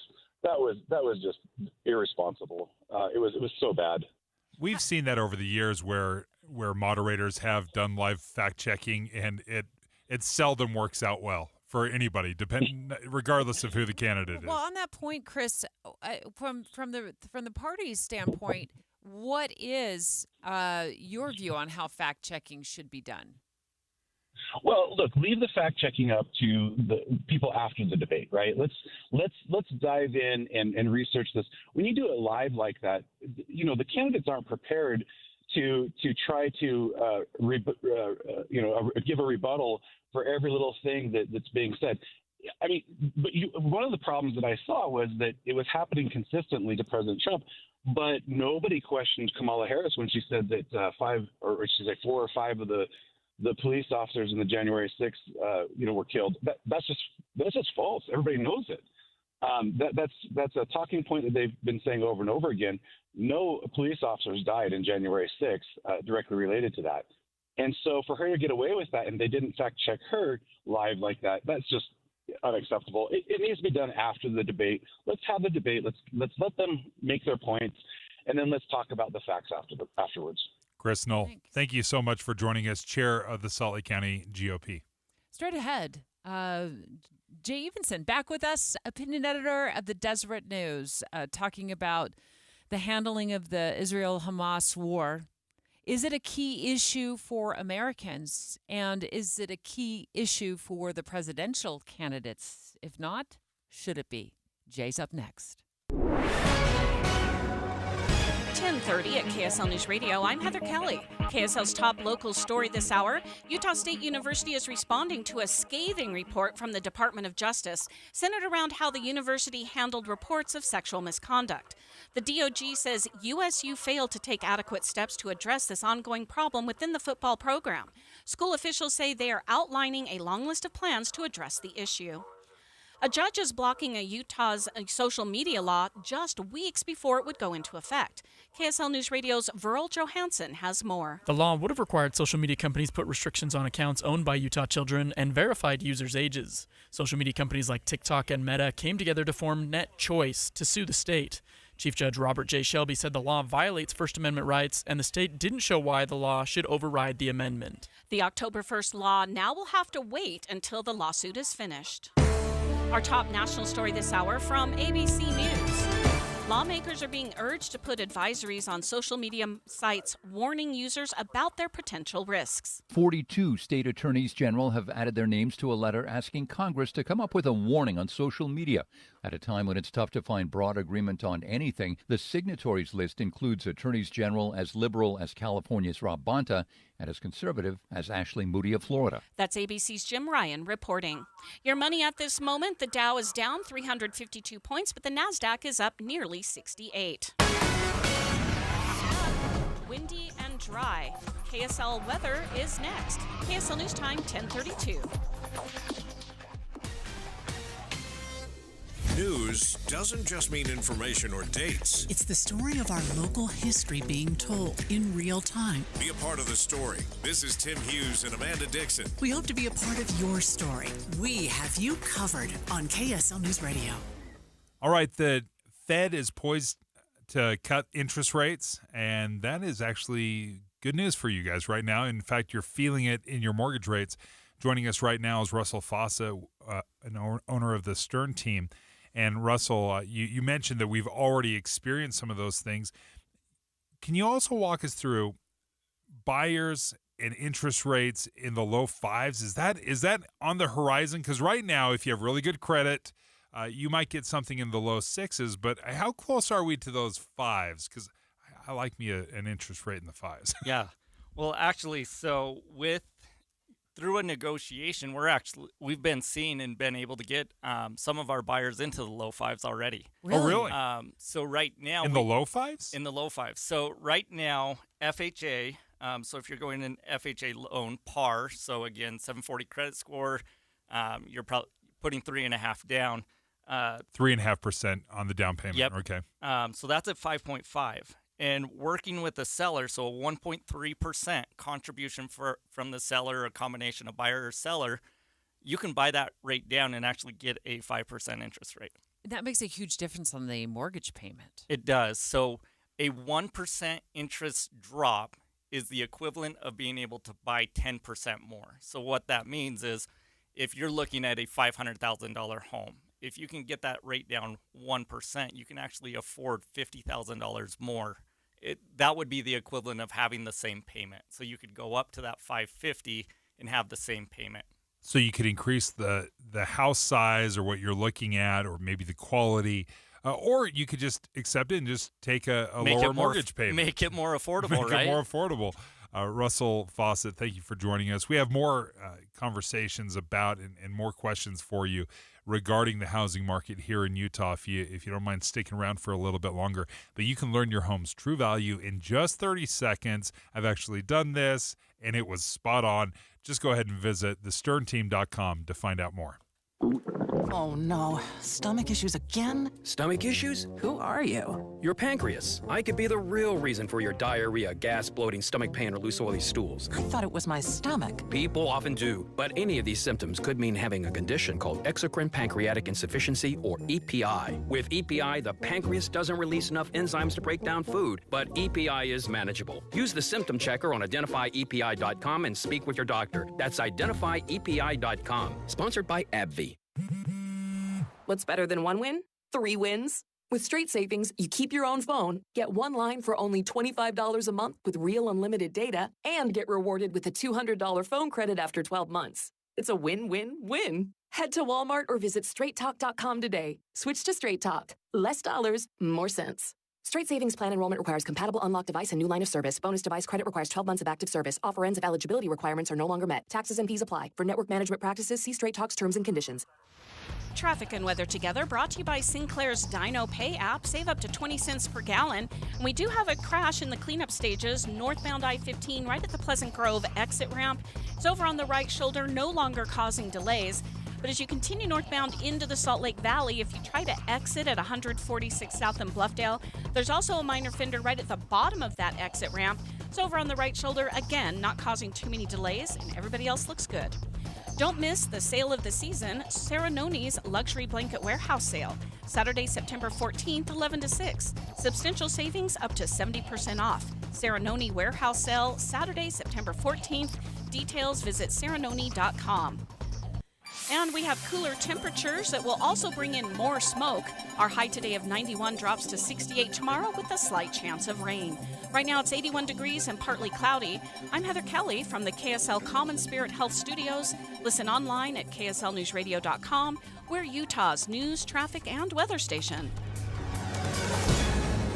Dave and Dujanovic, your morning companions for talk, analysis, and key perspectives on Utah's biggest stories on KSL News Radio. We're going to talk about an opinion piece in the Deseret News, like we often do with Jay Evenson, the opinion editor. An American hostage was murdered is the headline. Where is the outrage? It's a great question because, listen, wars are ugly. They're awful. You know, they are bloody and miserable and terrible. But right now, what's happening in Ukraine is happening thousands of miles away. What's happening in Israel, we are removed. So, Jay, I think this is very, very important to talk about because the hostages, more than 100 hostages that are still being held by Hamas, there are Americans, dual citizenship, Israelis and Americans that are being held hostage right now. So what inspired you to write this piece? My memory of the hostage crisis under the Carter administration, my memory of the USS Pueblo that was taken hostage in North Korea. There was a lot of outrage back then about those situations. Hamas, they're very calculating in what they did. They attacked a concert on October 7th, killed 1,200 people. They knew, I believe they knew what the response would be from Israel. And they also understood that if you take hostages, that's a great way to get some of your people out of prison. It's worked in the past, and it's likely to work again. So there was a real calculus there. And I think there was also a calculated risk in killing those 6 hostages, partly because they knew there wouldn't be any real consequences because the American people aren't focused on it. They're not going to demand action. We don't want troops on the ground, American boots on the ground over there. And so they figured this would put more pressure on Benjamin Netanyahu, might even collapse his government. It was all upside for them. But I think Americans should be a little bit more tuned into what's going on. When we got word that these 6 hostages were murdered, it seemed as though this was one of those situations where I thought they were in the middle of negotiating or at least talking about, or there'd been reports about peace talks, and then these hostages are found dead, and one of them is an American. Yes. And you've written about him in your opinion piece. What did you learn about him? Well, so he's a dual citizen, Israeli and American, but he was raised in Virginia. And I think what got me the most was just the horror and viciousness of his capture, because part of his arm was blown off on October 7th, and there is apparently video showing him with a makeshift tourniquet with an exposed bone sticking out of his arm being taken hostage by Hamas. And you can only imagine what he went through over the last 11 months in the living conditions that he had and the scant medical attention that he was given, only to be thrown into a tunnel and shot in the head at the end. And it's brutal, it's awful. It's an American citizen. And the first duty of any government is to protect its citizens. And I think there ought to be a little bit more outrage here. And yet most of the protests that we hear are trying to blame Israel for what happened. So what is the appropriate response from the United States? Because I've felt the same way when Americans that are overseas are kidnapped or taken hostage, because this doesn't just happen in Israel. If you go to many places across the world, snatching up Americans that are visiting is all too common. Debbie, having been the spokesperson for the FBI, this is a story that you've covered and been a part of many, many times. What is the appropriate response from America? How should we handle this? Because it's not just, there's nothing that Dave Noriega can do about this, right? I can be angry or frustrated, but what is the duty of the American government? This is going to sound like a cop-out, but I don't know, and I don't think anybody knows. The reason, and that's the reason why it pays off to take hostages. This goes back to when Thomas Jefferson was president, and the Barbary pirates were grabbing American merchant ships and taking Americans hostage. There is no real answer to it, because you're probably going to be exchanging horrible prisoners for innocent hostages in the end. And we've seen that with prisoner swaps. I mean, President Carter tried an undercover special ops operation to try to free the hostages. It didn't work. I suppose there could be one that does work at some point. You have to be looking for ways to try to free them. We had one of those back in 2012. I remember Jessica Buchanan. It was a bunch of Navy SEALs went into a Somali city and rescued her. And I mean, that was a response where I looked at it, I thought, okay, that feels like the appropriate response. You send in the Navy SEALs for the Americans. Yeah, that is a good response. It's not always an effective one. And if you fail, as Carter did, it can make it even worse. And that was during an election year, of course, and he ended up losing. Do you suppose, I'm thinking back to the Iranian hostage crisis where many Americans were taken hostage and they were held for, what was it, like a year and a half back in 1979. And I remember after Carter was voted out, it seemed almost like in short order, Reagan took over, those hostages were released. You remember that, Jay? Yes.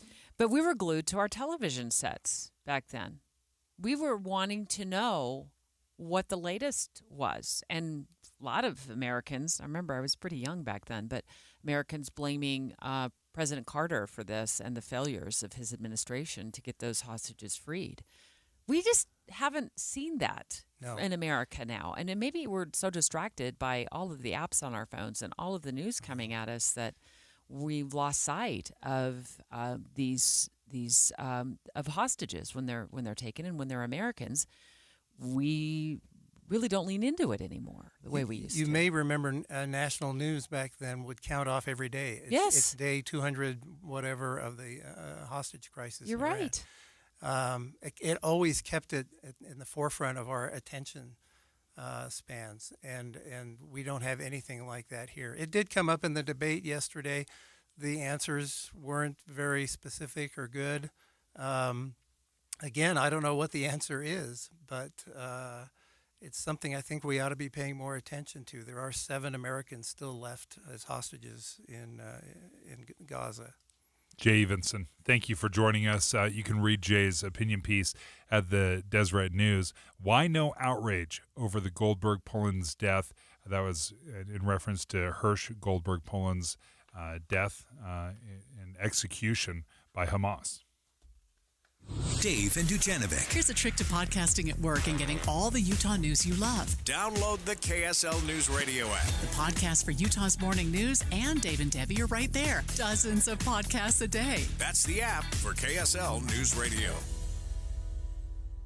Winter is coming, but there's still time to replace those drafty old windows before the cold comes and drives up your heating bill. Just make one call and take advantage of the Advanced Window Products Fall Special. $2,500 off on 10 windows or more, and that's $2,500 off their already low factory direct prices, because at Advanced Window Products, they're the factory. Your windows are built in their facility right here in Salt Lake City. You're buying local, and with their lifetime guarantee, you don't ever have to call some faraway state for help. Advanced Window Products is right here proudly backing up their work, so make one call, save on your heating bill, and get a rebate from the energy companies. Advanced Window Products offer 0% financing. They can even give you amazing new windows with no money down. And don't forget, $2,500 off their factory direct prices, but you have to call now. Advanced Window Products, 801-850-9100. That's 801-850-9100, or go to advancedwindows.com.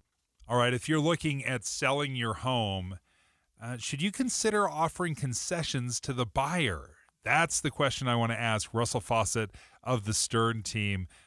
As a seller, and I was recently a seller, I was wondering, like, how many concessions or how generous should I be when I'm selling my home? What would you say right now? What's the temperature of the room? Yeah, so if you have a listing that maybe does need some work, or you've been on the market for 30 days and you're like, I don't want to go, I don't want to do another price adjustment.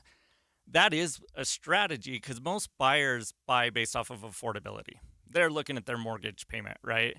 And so as opposed to dropping $25,000, $30,000, you may be able to contribute, let's say $10,000 and buy down that rate like we talked about before. So now all of a sudden it becomes a win-win situation, because the seller contributed, let's say 1%, $5,000. And the buyer got the equivalent of a $25,000 price reduction in that, if they were able to buy it down that 0.5%. How popular is the idea of buying down a buyer's interest rate? Yeah, so over the last 2 years, it became very popular, of permanent buy downs, or a 2-1 buy down where it's, reduced for that first year and then it adjusts. But it's definitely been a strategy that many buyers have used to be able to afford their mortgage payment. So if I am a seller and I agree to make that concession, I help buy down their interest rate, do I have to come up with that money, or is that all part of the process of the selling? Does it all get kind of rolled into one, or do I have to come up with an extra $10,000? Yeah, so it's going to come from the proceeds of the sale. So you're not writing a check up front. The deal has to close, and it's just going to be considered a concession at closing. Russell, thank you for joining us. Russell Fawcett with the Stern team. If you want to learn your home's true value in just 30 seconds, go ahead and visit sternteam.com. With interest rates coming back down, I bet the real estate market will pick back up in 2024. We're already seeing that, Tim. Yeah.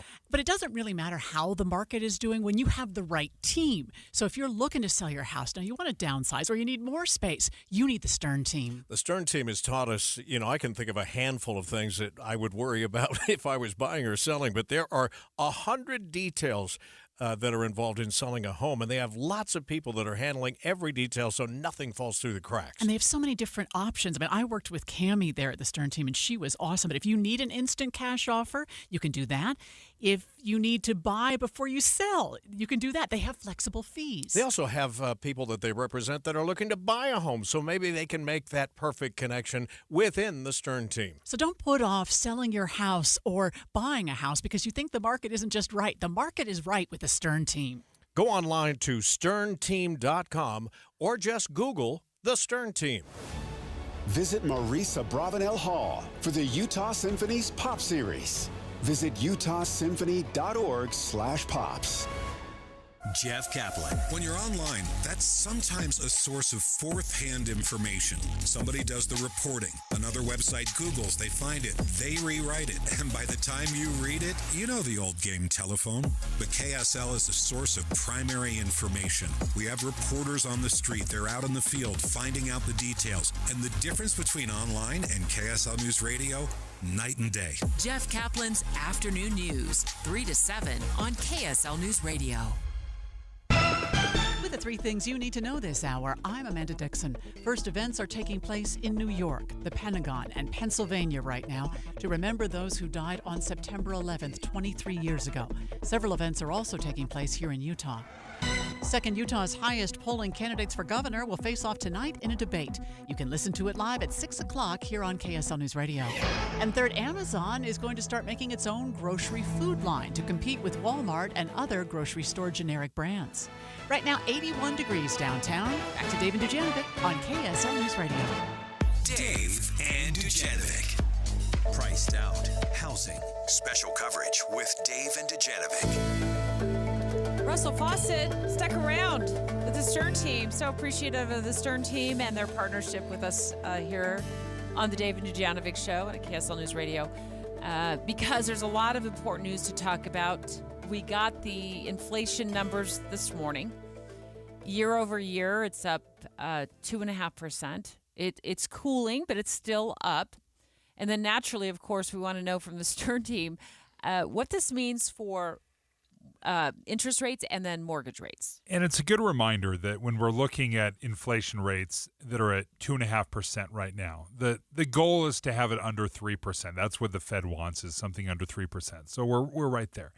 But we can't forget that for the past several years, we have been dealing with massive inflation. And what it has done is it has reset the market. It has reset the market on cars. It's reset the market on bacon. It's reset the market on so many things, but it has definitely reset the market on housing as well. And Russell Stern, again, one of the owners of the Stern team, joining us. We see some of these inflation numbers come out, kind of excited that they're not booming right now, but it still doesn't change the fact that inflation is set in, there's a new price point, and this is kind of the new world that we have to live in, isn't it?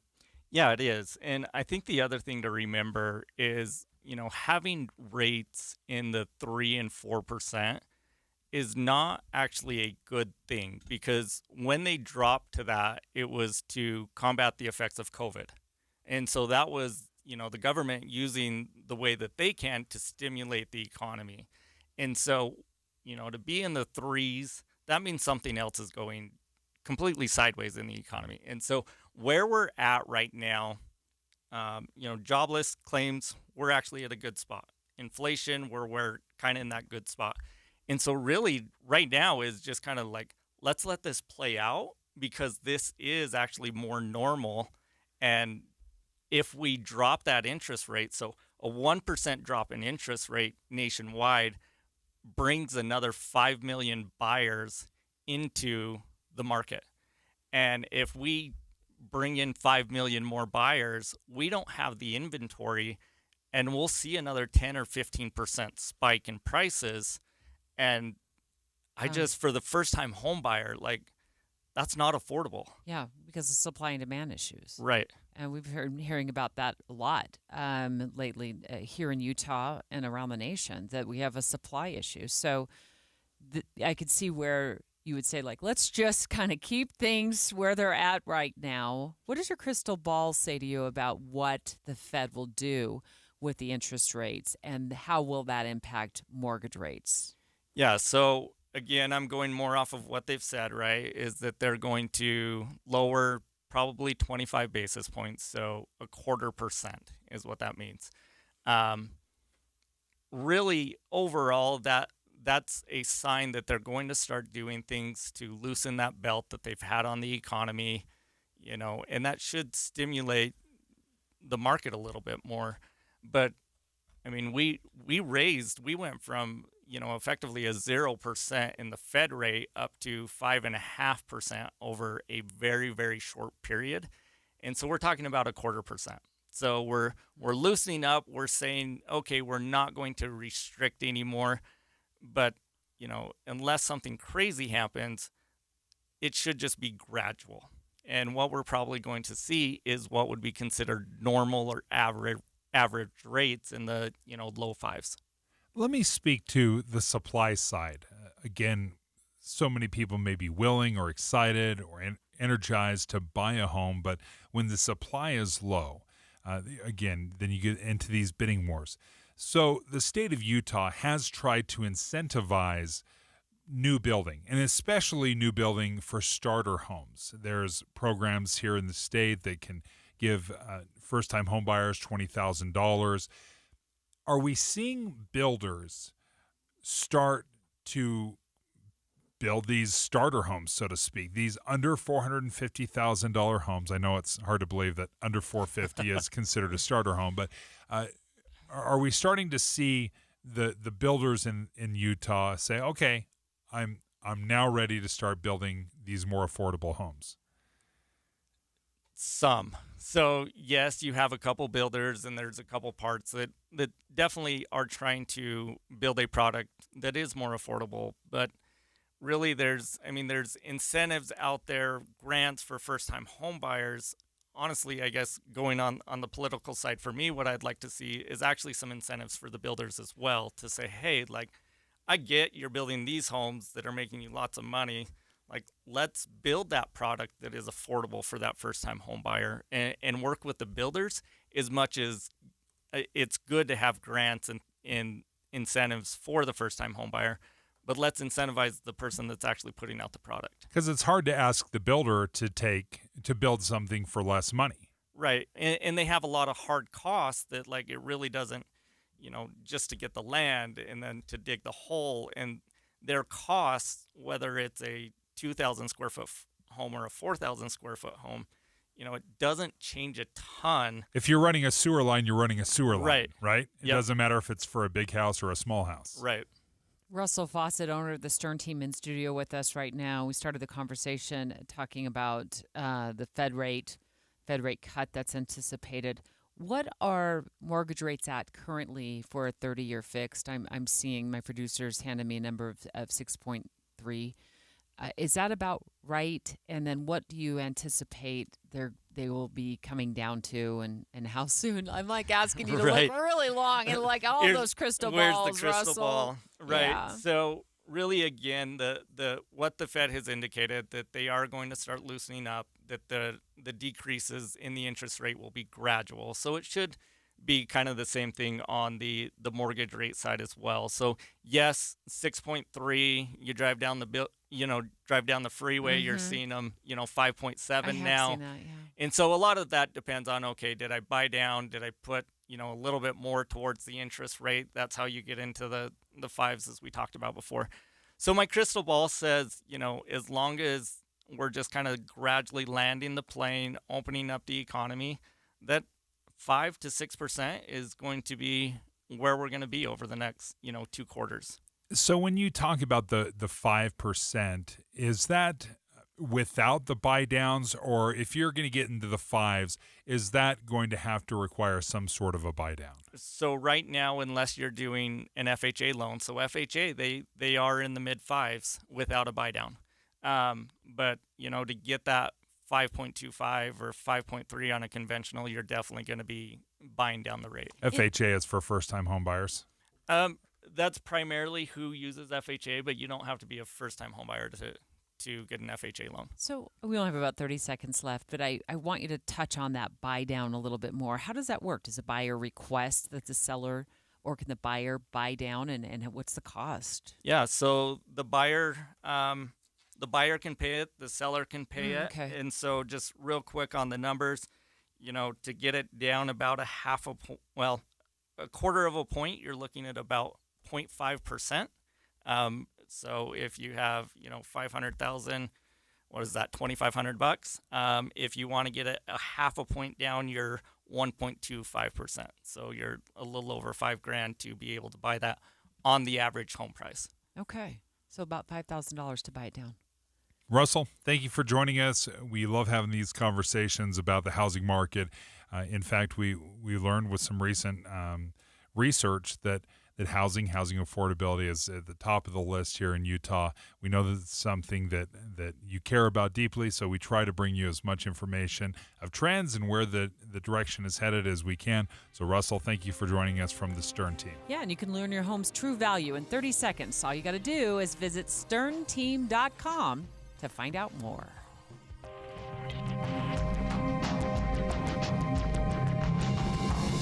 KSL FM Midvale. KSL Salt Lake City. From the KSL Common Spirit Health Studios, this is KSL News Radio. Utah's news, traffic, and weather station. 11 7 o'clock at KSL News Radio. I'm Heather Kelly. KSL's top local story this hour. Tonight, 3 candidates running for Utah governor will hit the debate stage. That includes Governor Spencer Cox, Brian King, and Robert Latham. King told Dave and Dujanovic what he wants people to know after tonight. It's working, middle-class Utahns, people who are struggling to get into homes, people who are struggling to make ends meet. That's my first priority. Latham says he wants to highlight what he describes as problems with the juvenile courts and other child services. Cox has yet to say what he wants to highlight, but he commonly brings up things like kids and social media and disagreeing better. You can hear the debate live on KSL News Radio starting at 6. The future of presidential debates is up in the air, following last night's matchup between Harris and Trump on ABC. The former president had been urging more debates, but after last night, he tells Fox News he's now having second thoughts. I am not inclined to do it because I won the debate by a lot, but I think we let it settle in and let's see what happens. The Harris campaign, which had previously indicated it wouldn't agree to another forum with Trump, now says the vice president is ready for a second face-off. Stephen Portnoy, ABC News, Washington. Your money at this moment, the Dow is down 253 points, but the NASDAQ is still gaining at 66 points. Coming up, the weather does at 180. KSL weather is next. KSL News Time, 11:01. You know what's great about KSL's traffic coverage? Trained traffic reporters and real listeners. Trading information and making the commute safer and faster for everyone. Every 10 minutes on the 9s, we have you covered on KSL News Radio. This Friday, join KSL News Radio and NPS from 10 to 1 as the movie show stops by. Then, browse and uncover what makes NPS so great. With 4 locations, NPS takes a new inventory every day. Then, they check all competitors' retail pricing before marking items down 20 to 70% off. You're invited to visit the movie show this Friday from 10 to 1. And that's the first step to discovering NPS. Visit npsstore.com to begin your own NPS adventure. npsstore.com. Give the star in your life the brightest gift in the world. Name a star after them. This is Rocky Moselle with International Star Registry. For $59 and a call to 800-282-3333 or visit starregistry.com, you can name a star for birthdays, weddings, or even memorials. Over 45 years, we have named millions of stars for celebrities and individuals from around the world. The star you name will be recorded in book form in the U.S. Copyright Office. Visit starregistry.com or call 800-282-3333. Tommy! I can't wait for golf this weekend, huh, buddy? Time flies. Love you, man. Oh, don't forget your knee brace again. We aren't in college anymore. Moments together matter, so help protect yourself from RSV. If you're 75 or older or 60 plus with a chronic condition like asthma, COPD, heart disease, or severe diabetes, you're at higher risk of landing in the hospital from RSV, and there are no prescription RSV treatments. Check eligibility and schedule your RSV vaccine at vaxassist.com. Sponsored by Pfizer. Before you take another injection or another weight loss pill, can you listen for just a second? We just want to talk to you about Soda Weight Loss because I was with you. I was so frustrated. I thought, I want to lose this weight and lose this weight fast. I don't want to live one more day like this. But then I realized, but I want to be healthy for the rest of my life, not just for the next year or two while I'm taking these pills. With Soda Weight Loss, I lost 34 pounds in less than 3 months. It's really sustainable, which is what Tyler says. I would recommend soda because it's sustainable. This is lifetime change. I would recommend soda because it works. And look, most people, if they go the injection route or the pill route, end up gaining that weight and some on the other side of it. That's not going to happen with Soda Weight Loss because they change the way you look at food. You're going to keep that weight off, and isn't that your real goal? Find out more. Go to sodaweightloss.com. It's spelled SOTA, and it stands for State of the Art. Traffic and weather together, brought to you by Sinclair's DinoPay app. Save up to 20 cents per gallon. And we did have a crash on the connecting ramp from 201 freeway eastbound to go east I-80, but that quickly cleared, and now there's no delays in that area around the Spaghetti Bowl. But we're still looking at the crash at the bottom of the exit ramp from northbound I-15 to 146 South in Bluffdale. That's over on the right shoulder, just causing a little bit of slowing as traffic goes by. Common Spirit, hospitals, clinics, and caregivers, all connected to advanced healthcare in Colorado, Kansas, and Utah. Healthcare with Human Kindness is here. Hello, Human Kindness. a high today of 92, and that takes a turn tomorrow when our high only gets up to 70. Temperatures slowly rise over the weekend, and we're still expecting mostly dry skies for the next few days. Right now, it's cloudy and 82 degrees. I'm Heather Kelly from the KSL Common Spirit Health Studios. Listen online at kslnewsradio.com. We're Utah's news, traffic, and weather station. Dave and Dujanovic, your morning companions for talk, analysis, and key perspectives on Utah's biggest stories on KSL News Radio. Dave and Dujanovic have inside sources. Boyd Matheson watched the debate last night, took notes on the debate last night. Overall, Boyd, on a scale of 1 to 10, what would you give it? I'll tell you who the loser was last night. It was the American people, because we didn't get to for the most part, it was pretty void of substance. There was a lot of debate tactics going on. But remember what we talked about yesterday, that both of these candidates have high floors, so they have very solid bases in terms of their support, and they have very low ceilings. They don't have a lot of stretch because both of them, these are where the numbers are really tight. Their unfavorables for both of them are above 50%. And they're pretty much tied. And so what that leaves is a very narrow band of movable folks. There aren't that many. And so as I watched it last night, that's the perspective I was trying to look at it from.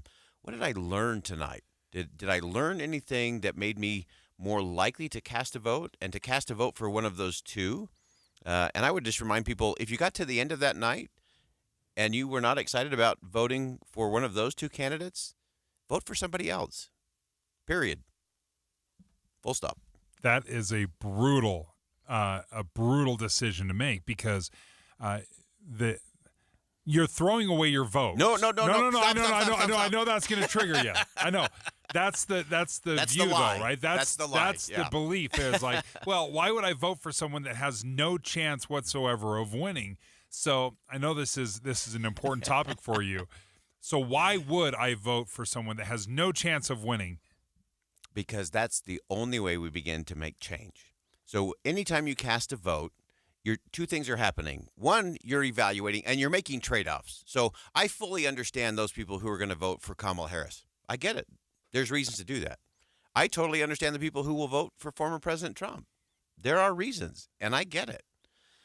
There's another element to our vote that is the messages that we send with our vote and the real essence of our vote. And what the two political parties want us to believe is that it is always a binary choice between those two.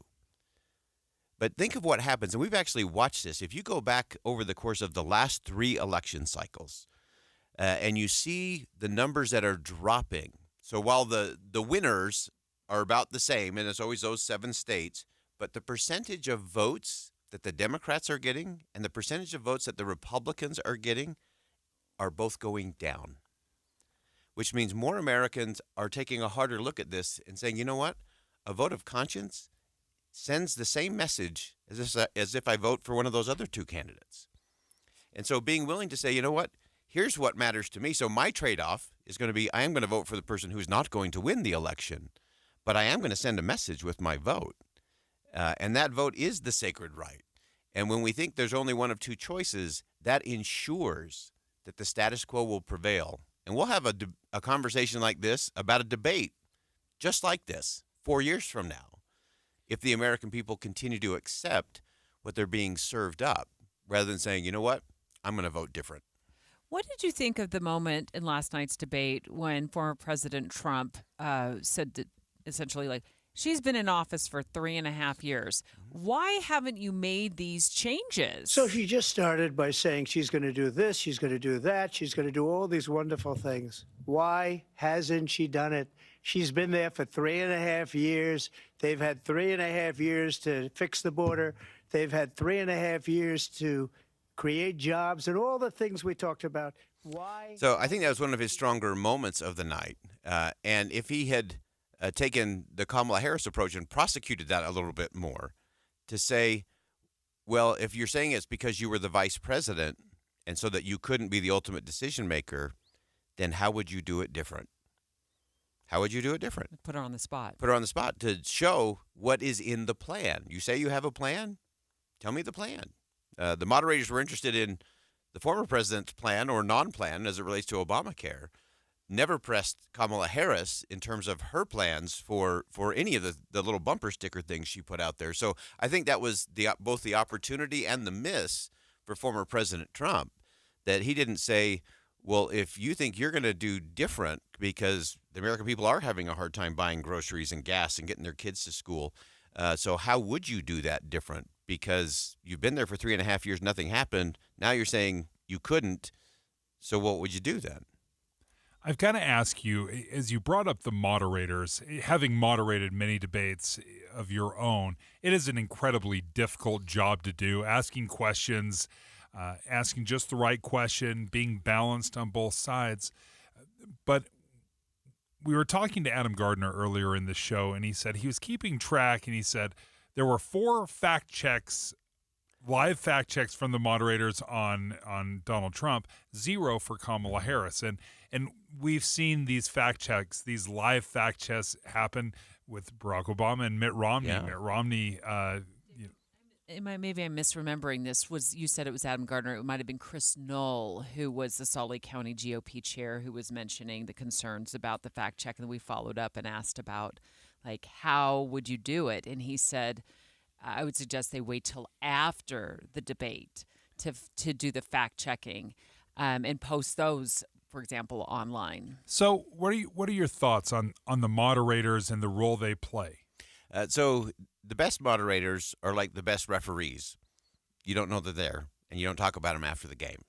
The fact that we're having this conversation gives you some indication that it was not stellar moderating last night. I don't think it was a huge advantage for Kamala Harris. It was in some ways. Was it a disadvantage to former President Trump? In some ways, but that's not what drove the debate. But I do think it would have been far better and taken out all of the excuses had the moderators stuck to very short questions. Their questions last night, I was surprised because there have been a lot of criticism of this in the past, of moderators who spend 3 minutes setting up a question and then asking a real weird version of it, or, why is it that you hate puppies? Tell me. Yeah. And so there are kind of these weird things at the end. So they talked way too long, were way too involved in that, and then did not follow up questions, or did not. If they're going to engage, and there were a couple of points there where it felt like the moderators were also part of the debate. They were debating the former president. They were debating Vice President Harris on a few instances. If you're going to do that, then really do that. In other words, when Vice President Harris starts an answer to a very specific border question by talking about rallies, you should stop them and say, the question is about the border. And so if you're going to assert you can't play it halfway as a moderator. If you are going to assert and force someone to answer the question, you have to do it from the get-go, and you have to do it every time. Because in the bulk of the answers from both candidates last night, neither one of them answered the question that was asked, and were never pressed on that part of it. And so to me, that was a huge miss by the moderators. If you're going to assert yourself, which is rarely the best thing to do as a moderator, if you are, you better do it early, you better do it often, and you better do it consistently. Just out of balance here in this segment, we played a soundbite from Trump's response. I want to play a soundbite from something that Kamala Harris had said about child care and small businesses. She did hit at least 3 parts, but these are the same notes you keep hearing over and over. We got about her opportunity economy plan, but I thought, well, at least she's laying out something for people who are watching this to grasp onto. Oops, 1 second. Need support talking about to child raise their care. children, and I intend on extending a tax cut for those families of $6,000, which is the largest child tax credit that we have given in a long time. My plan is to give a $50,000 tax deduction to startup small businesses, knowing they are part of the backbone of America's economy. Those were really the moments I heard about policy and looking forward. And we had all talked about the candidates have to keep us focused looking forward. Yeah. And I thought ultimately she tried, or at least in some cases accomplished, doing a better job of that, not facing backward. Yeah, and that was her best moment, and that was also very early in the debate. And she kind of rattled all of those off, as you said, that they had opened up a new issues page on their website 48 hours before the debate. It's still pretty thin. But those were her best moments. And I think in terms of getting to that movable middle, those are things that will cause people to say, oh, I should consider that. And that was her goal last night. Remember, the big goals for Kamala Harris last night were to be credible, and she was clearly that. Plausible. Can I see her sitting behind the Resolute desk in the Oval Office? She did that. And then to give some of those specifics that will help people say, okay, I can go somewhere with that. So I thought she was pretty effective in that. Again, still pretty thin, but that was her best moment of it. And it was interesting that the Trump campaign he had no counter to that in terms of, well, wow, this is news. You actually have there were plenty of opportunities for him to counter it, but again, never asked for specifics, never asked for what does that mean, what does that cost, who's going to pay for that. Boyd Matheson, thanks for joining us today. Inside Sources starts at 1. Great insight, Boyd. Thank you so much. Straight ahead, the executive director of the Utah Democratic Party calling the show next with his top moments from his candidate, Kamala Harris. We heard earlier this morning from the Salt Lake County GOP chair, Chris Knoll, about what he felt were the shining moments for his candidate, former President Trump. So let's get the Democrats on the line next. Dave and Dujanovic. A lot of us are filling our workdays with podcasts. When you're working, go to KSLNewsRadio.com. Click on Dave and Debbie's podcast and pick a topic and story length. Podcast with Dave and Debbie. Then get to work with KSL News Radio. You know Master Electrical Service. We've talked about them for a while now. Well, they've been around since 1954, and we have some exciting news. They've joined forces with Mountain Home Services. So this is great news because it means Master Electrical Service, of course, they provide you, consider your trusted source for all your electrical needs. So they provide you with expert care when it comes to all your electrical needs in your home. It could be your EV charger that you need to have installed, that generator you've been talking about getting, or how about that new recessed lighting in the living room, Dave? And now that you've got your electrical needs taken care of, with Mountain Home Services, they can help you with your heating and air, your plumbing as well. And it all still comes with that upfront pricing guarantee with no hidden fees. That's right. That's the upfront pricing guarantee is what we've been talking about for quite a while now. Means that the price they quote you up front is the price you pay when the job is done. All you have to do is go to their website, mountainhomeutah.com, to learn more about Mountain Home Services. That's mountainhomeutah.com. Or give them a call, 801-543-2222. Again, 801-543-2222. There was a handshake at the beginning, but then the gloves came off. Was a barn burner. I absolutely support reinstating the protections of Roe v. Wade. I have been a leader on fertilization, IVF. His plan is to do what he has done before. She's going to my philosophy now. In fact, I was going to send her a MAGA hat. What does it mean for the November vote that decides everything? Get reaction and analysis all day today. Your voice, your vote 2024 on KSL News Radio. This song doesn't have a name, but if it did, it'd probably be something about togetherness, because it's a collaboration, not between pop stars and producers, but between music therapists and kids. Music therapy is a treatment that doesn't involve medication or needles, and it's been proven to help children manage pain and contribute to faster healing. So it shouldn't surprise you, it's our favorite song. And just one way we partner with you for a life well lived. Intermountain Health.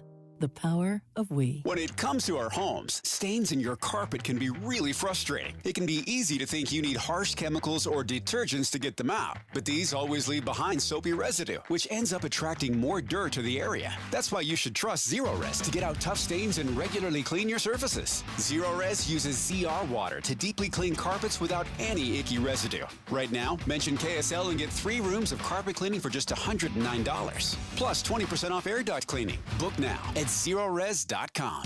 The Utah RV Super Show, the premier RV event of the year, is back at the Mountain America Expo Center, Thursday, September 12th through Sunday, September 15th.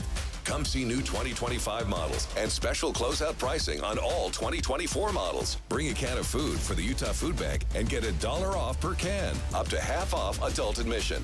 Unplug from distractions and plug in to your family at the Utah RV Super Show. Discount passes at UtahRVSupershow.com. Getting help with electrical repairs is easier than you think. All you have to do is call Any Hour Services or schedule an appointment at anyhourservices.com. No one helps more homeowners than Any Hour Services. Did you know your skin is the largest organ of your body? Huh? That's why you should shower with Old Spice Super Hydration Body Wash instead of plain old bar soap. Love your skin by super hydrating it with vitamin B3 and glorious notes of vanilla and shea.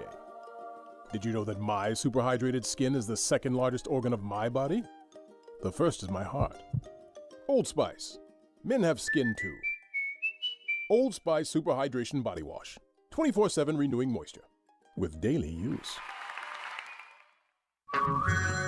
Hey everyone, it's Ted from Consumer Cellular, the guy in the orange sweater, and this is your wake-up call. If you're paying too much for wireless service, you don't have to keep having that nightmare. Consumer Cellular has the same fast, reliable coverage as the leading carriers for up to half the cost. So why keep spending more than you have to? Seriously, wake up and call 1-888-FREEDOM or visit consumercellular.com. Savings based on cost of Consumer Cellular single line 1, 5, and 10 gig data plans with unlimited talk and text compared to lowest cost single line postpaid unlimited talk, text, and data plans offered by T-Mobile and Verizon January 2024. With the 3 things you need to know this hour, I'm Heather Kelly. First, a judge is blocking Utah's social media law just weeks before it would go into effect. The law would have required social media platforms to verify age. Second, 3 candidates for governor will hit the debate stage tonight. You can hear the debate live on KSL News Radio starting at 6. Third, it's dry and windy, making a perfect storm for a red flag warning to be in place for the day. Fire officials are warning that any fire that starts will spread quickly. Right now, it's 82 degrees and cloudy in Salt Lake. Back to Dave and Dujanovic on KSL News Radio. Dave and Dujanovic, the race for the White House. Special coverage on KSL News Radio. We get the Democrats' perspective in about 60 seconds on how Kamala Harris, how they felt she did on the debate stage last night. Dave and I have been offering analysis all day long, our own analysis and also analysis from the Republican Party earlier in the show today. And so we want to make sure, out of obviously complete fairness, that we get the perspective of the Democrats as well. Joining us right now, Tom DeSiren was the executive director of the Utah Democratic Party. And I remember there was a few watch parties going on. Did you end up joining one of those watch parties, or were you nice and comfy in your slippers at home? Oh, I wish I was comfy. No, our watch parties for everything ever since Kamala has become our nominee have just been crazy, and I have to go staff them. So no, I was in Salt Lake. We had our chair in Tooele. We had staffers in Davis and Weber, and we had a handful of other watch parties across the state too. And they were all packed. We were standing room only in Salt Lake. What was your gold dust or your gold nugget moment for the vice president? I mean, it's hard to pick because she just did so well. I think that we saw, on the one hand, Donald Trump just kind of saying anything that comes to mind, making up lies about people eating dogs or transgender surgeries in prisons on illegal aliens or something else. And we saw a very composed former prosecutor or vice president really take him out and make him, really told the truth about things. So I think that one thing that was especially great was her talk about reproductive freedom. I feel like she had some really, really poignant points about that. And I think that, she made sure that she talked to all of America, not just the Democrats. Let me play a portion of her response regarding that point that you just made. Pregnant women who want to carry a pregnancy to term, suffering from a miscarriage, being denied care in an emergency room because the healthcare providers are afraid they might go to jail, and she's bleeding out in a car in the parking lot. She didn't want that. Her husband didn't want that. A 12 or 13-year-old survivor of incest being forced to carry a pregnancy to term. They don't want that. And I pledge to you, when Congress passes a bill to put back in place the protections of Roe v. Wade, as President of the United States, I will proudly sign it into law. So when we were listening to this and President Trump said, well, you're never going to get some sort of law passed, you'll have nothing to be able to sign. Are we so far apart right now on reproductive rights and abortion that we could actually come to some sort of understanding, or where nationally we could agree somewhere? I think that, Americans across the nation are just so unhappy with these Trump abortion bans. Well, they are statewide, right? I mean, each state has a decision to make, and so that's a state thing. Yeah, but these are bans that have come in place because Donald Trump put 3 Supreme Court justices up. He's bragged about being the person who has effectively ended Roe v. Wade, and I think it's fair to go call them Trump abortion bans. Just because you lay the groundwork out for things.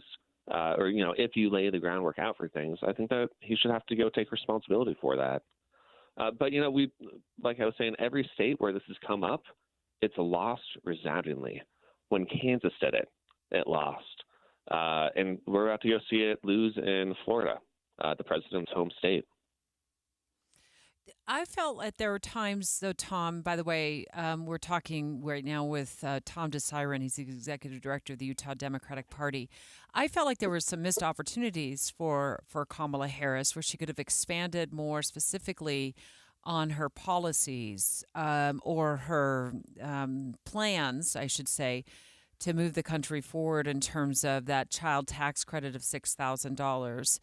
$25,000 for first-time home buyers, $50,000 for small businesses. When I walked away from hearing that part of the debate, I walked away with few details of how somebody would qualify, for example, for that $50,000. It's pretty clear how you would qualify for the $6,000 tax credit, but there's other things there that I thought were missed opportunities for the vice president. Did you feel like she should have expanded more on some of those policies?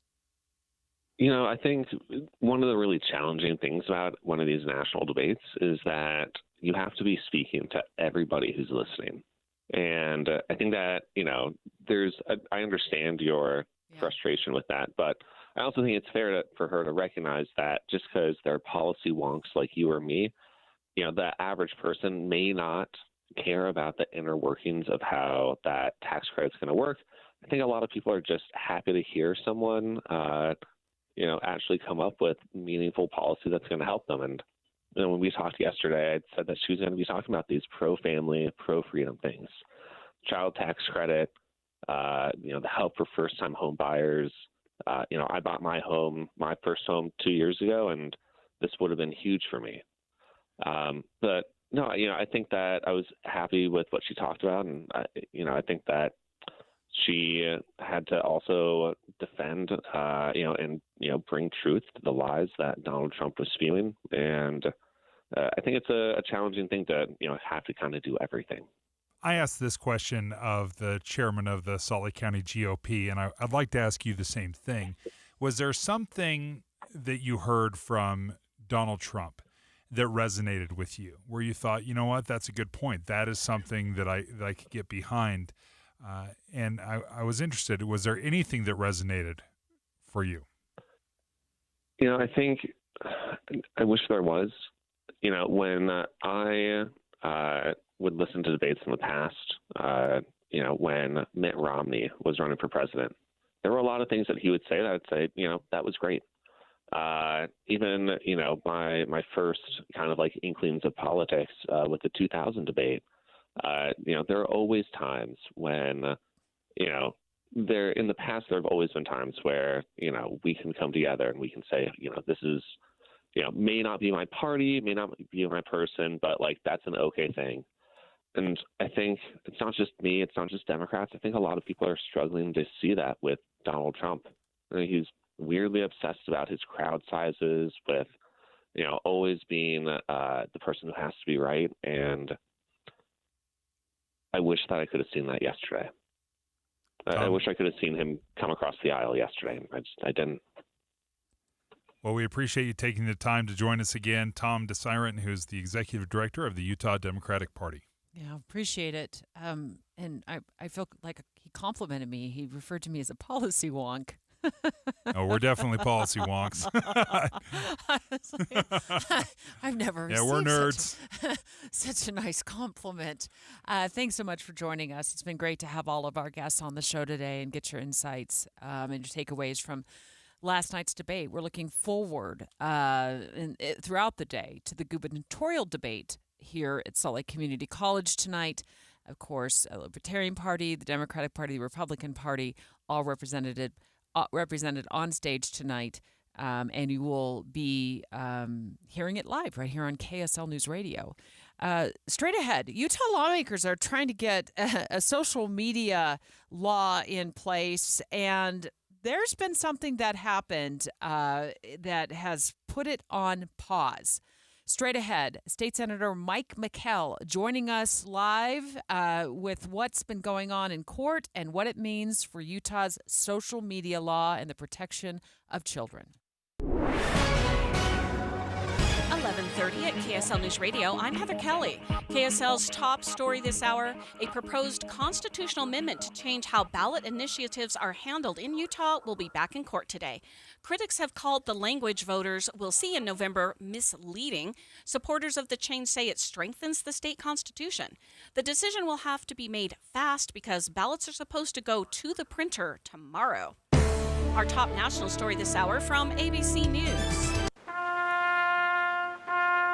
Remembrance ceremonies are taking place all across the country today for the 23rd anniversary of the September 11th attacks. A bugler played taps at the 9/11 Memorial in New York, where the Twin Towers once stood.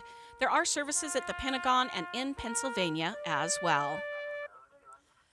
And Salt Lake City is exploring the idea of buying a Midvale building and moving their offices. KSL News Radio's Verl Johansson has more. County officials say the move would save over $150 million and move them closer to the center of the county. They say they could use money that would have been spent maintaining or renovating the current building to buy the new location. But they also might sell or lease the old building to raise funds for the move. The Salt Lake County Council will meet at the end of the month to discuss the potential move and hear public comments.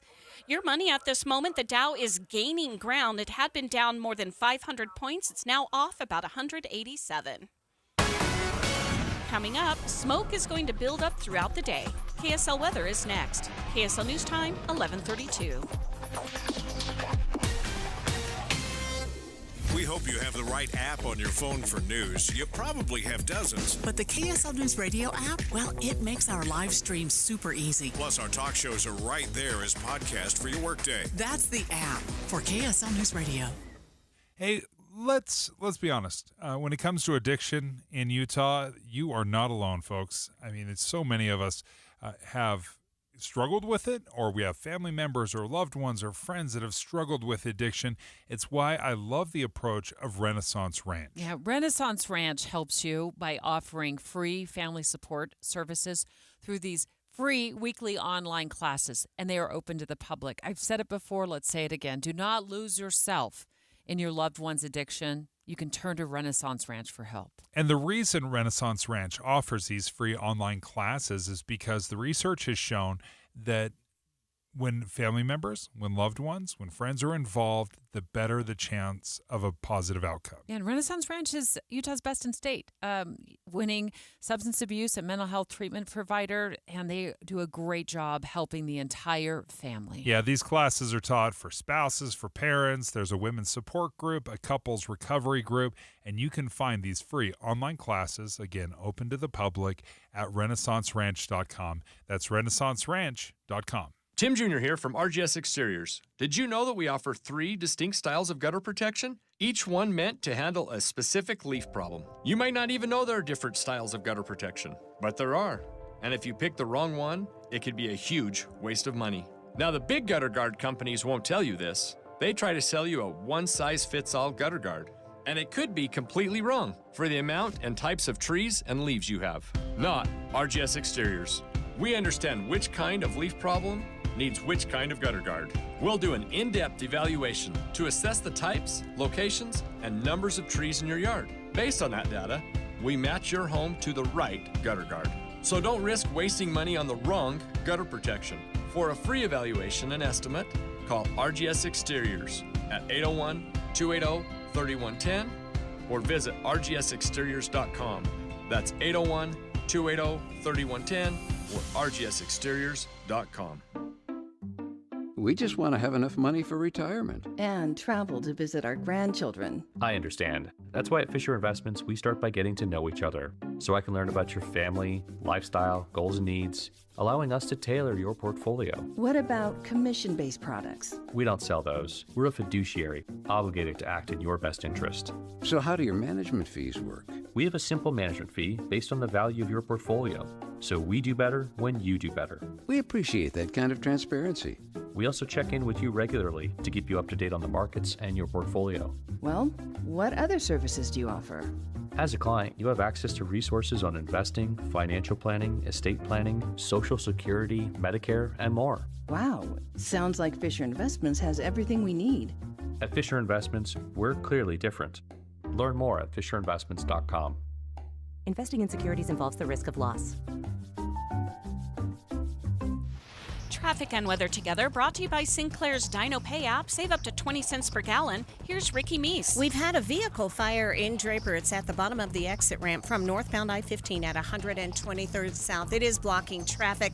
No eastbound right turn is allowed at this time until they're able to get it completely cleared. You can only make a left turn. Put the equity in your home to work with a home equity line of credit and get 6.49% APR for the first 6 months. Learn more at cypresscu.com. Ricky Meese in the KSL Traffic Center. Sunny but windy and smoky this afternoon with a high of 92. Tomorrow's much cooler, but the smoke sticks around with a high of 70. Right now, it's 84 degrees and partly cloudy. I'm Heather Kelly from the KSL Common Spirit Health Studios. Listen online at kslnewsradio.com. We're Utah's news, traffic, and weather station.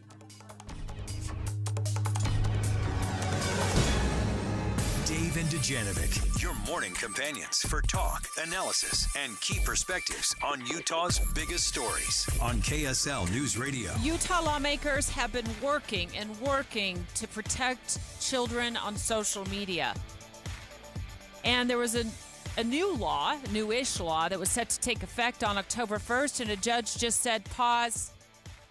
And as part of this law, we're going to get more details in just a moment, it would have called for age verification for your kiddos. The state has looked to protect children's mental health and their privacy, but this ruling said that the state fell short of explaining why those interests, the interests of the child's mental health and their privacy, should override a First Amendment concern. State Senator Mike McKell, you have been working so hard to get this law implemented, and then you get this ruling from the judge that at least it seems like it's just putting this law on pause. Well, thank you for having me on, and that is what the ruling does today. And you know, we're disappointed the judge decided to do that. I don't think we're surprised. Judge Shelby is not different than other federal judges. There's a number of federal judges that haven't joined at this point. We're not deterred. This is an issue that will move forward in litigation. You know, my preference would have been to see this implemented on October 1st, but this does not mean the law is unconstitutional, the law is invalidated. It means we need to continue to go through the litigation process. As we're looking at this, so often I see in the arguments that this would be a violation of a First Amendment right violation. What is your understanding to that, and why do you see this as not being a First Amendment violation? Dave, I think that's the best question to ask. And one of the things that we did in Utah is we really went out of our way to avoid content moderation, and we focused on addictive features. For example, we looked at endless scroll, push notification, and these harmful algorithms that are impacting our kids. We went out of our way to avoid First Amendment concerns and really focused on the addictive nature of this product. And that's the crux of it. Moving forward, I think you'll see other legislators in other states looking at the addictive features of social media. And really, we went out of our way not to look at the First Amendment. And I think that's why ultimately we're going to be successful in the future. Senator McKell, by the way, we're speaking live right now with State Senator Mike McKell on the social media law that was set to take effect in just a couple of weeks, and then a judge put it on pause.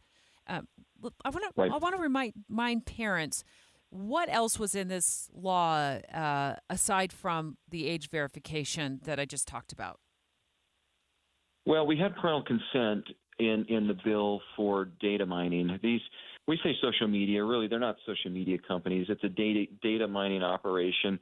They make money by harvesting the data of adults and children, and we did have some parental consent requirements if a social media company was going to mine that data of your child.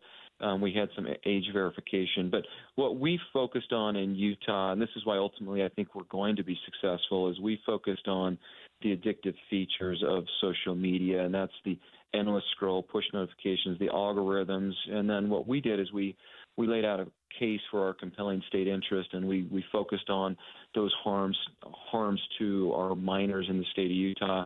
One thing that I would say for parents, this law may not be implemented on October 1st, but we still want to make sure parents have some tools out there and some information. So for your listeners, the state does have a website, socialharms.utah.gov. It's both in Spanish and English, again, socialharms.utah.gov, with resources for parents with the data so parents can really see the harmful impact of social media. Oftentimes when a law, something like this, goes into place, and even if it fails in the court, the social media companies will make a change or a decision on their own. Is there any indication that some of the big social media companies are willing to make some of these concessions without being mandated by law? We've seen a little bit of that. Certainly, they were stakeholders that we worked with here in Utah. The federal bill is moving forward as well. That's Senator Blackburn out of Tennessee. And some of the social media companies have been responsive. But the bottom line for me is these companies operate by harvesting the data of adults and children, and that business model is impacted. So it's hard for me to say whether or not the social media companies are going to change entirely, because harvesting that data is so important to their business model. Do you go back to the session in January of 2025 and start kind of picking through the current law that just got put on pause and maybe make some changes, Senator? I think we look at it, and one thing that I think is important to note is this got enjoined, but we had a ruling earlier, and in that ruling earlier, Section 230 of the Federal Code, that's what's given social media companies protection for decades and decades. In that earlier ruling, Judge Shelby concluded that Section 230 is not preempted by federal law. So I think there are holes in the argument from Net Choice and the other side. I think we're going to go back and look at some of those earlier rulings as we evaluate. But again, I mean, we had a ruling where there is not federal preemption for Section 230, and that's something we can certainly look at in the meantime. And we are far from being done with this issue, and we're not done because the impact and the harms to our children is just so significant that we can't ignore this issue. So, while I'm disappointed today, I'm certainly not deterred. State Senator Mike McKell, thank you for joining us. Thank you for having me on. Yeah, it's good to talk to you again, Senator. Just to recap, under the law that's now on pause, according to the Desert News, I'm looking at their reporting here, under the law, social media companies would have been required to enable the maximum default privacy settings on Utah children's accounts. Companies would have had to verify the ages of their users and also restrict the visibility of Utah kids' accounts, including by disabling search engine indexing. And just to be very clear, parents, you can do this right now. You can create the parameters and restrictions on your kids' phones, which apps they can have. You can turn them off or you can turn them on. You can even limit the amount of time they spend on it. You can absolutely say, hey, listen, I don't want you spending any more than an hour on TikTok every day or Instagram. You can put time limits. What this law would do is it would become a default. So there would be maximum privacy settings. You couldn't search certain things. And that's part of the reason this bill is interesting, because the default would be the restrictions, not having parents come in and do it all themselves. But I'm not seeing a way around age verification, Dave, unless the company implements age verification. I mean, if your child went behind your back, is what I'm saying, and decided to set up an account, and there was not an age verification process in place on social media, your child might be on social media. And that was the component of this legislation that's now on pause that I felt, as a parent, now my kids are older, as a parent who was just getting acquainted with how social media worked back, when my kids were teenagers, that would have given me some peace of mind that they weren't going behind my back and setting up social media accounts. So this is still, it's still, in the works. It's just on pause right now. It was supposed to go into effect in just a couple of weeks, and now the state legislature, it sounds like from State Senator Mike McKell, will go back and take a look at that in the general session and see if there's anything they need to rework. Dave and Dujanovic. You know KSL is the only news radio for your car, right? The only news radio for your smart speaker. Come here in the morning. It's the latest news and traffic. In the afternoon, news and updated weather. We have you covered at KSL News Radio. Beatty, Nevada, your getaway to Death Valley, an entryway to a true desert adventure. Enjoy exciting offerings for all your senses and imagination. In Beatty, visit Eddie World, the largest candy store in Nevada, and visit their historic museum, the ghost town of Rhyolite, and see sculptures in the desert at Goldwell. Hiking, biking, and hundreds of miles of ATV trails await you. For the ultimate adventure, make Beatty, Nevada your next destination and claim a free gift at BeattyNevada.org. Wrangle up some fun at Beatty Days 2024, Friday, October 25th through Sunday, October 27th. It's old-fashioned family fun with a chili cook-off, live music, bed races, a classic car show, cornhole and horseshoe tournaments, model railroads, a parade, food and craft vendors, contests for everyone, and lots more. The fun is in Beatty, Nevada this October 25th through the 27th. Visit BeattyNevada.org for the full schedule. That's BeattyNevada.org. Introducing Peach Doors and Windows. Are you ready to upgrade your home with stunning new windows but are overwhelmed with how to begin? Look no further than Peach Windows. You know at Peach, they are all about giving you options. Peach offers a wide selection of wood windows, sleek modern black metal frames, European tilt and turn windows, plus much, much more. It's not just about looks, it's about durability and security to protect what matters most. Let them help you find the perfect match for your home, budget, and personal style. Visit their showroom and see for yourself. No pushy sales tactics, only guidance from their experienced staff. No inflated markups just to offer so-called discounts. See their 5-star reviews where customers rate them on their attention to detail through every step of the sale and installation process. Amazing home transformations begin with windows and doors. Serving Logan to St. George, just Google Peach Building to see for yourself.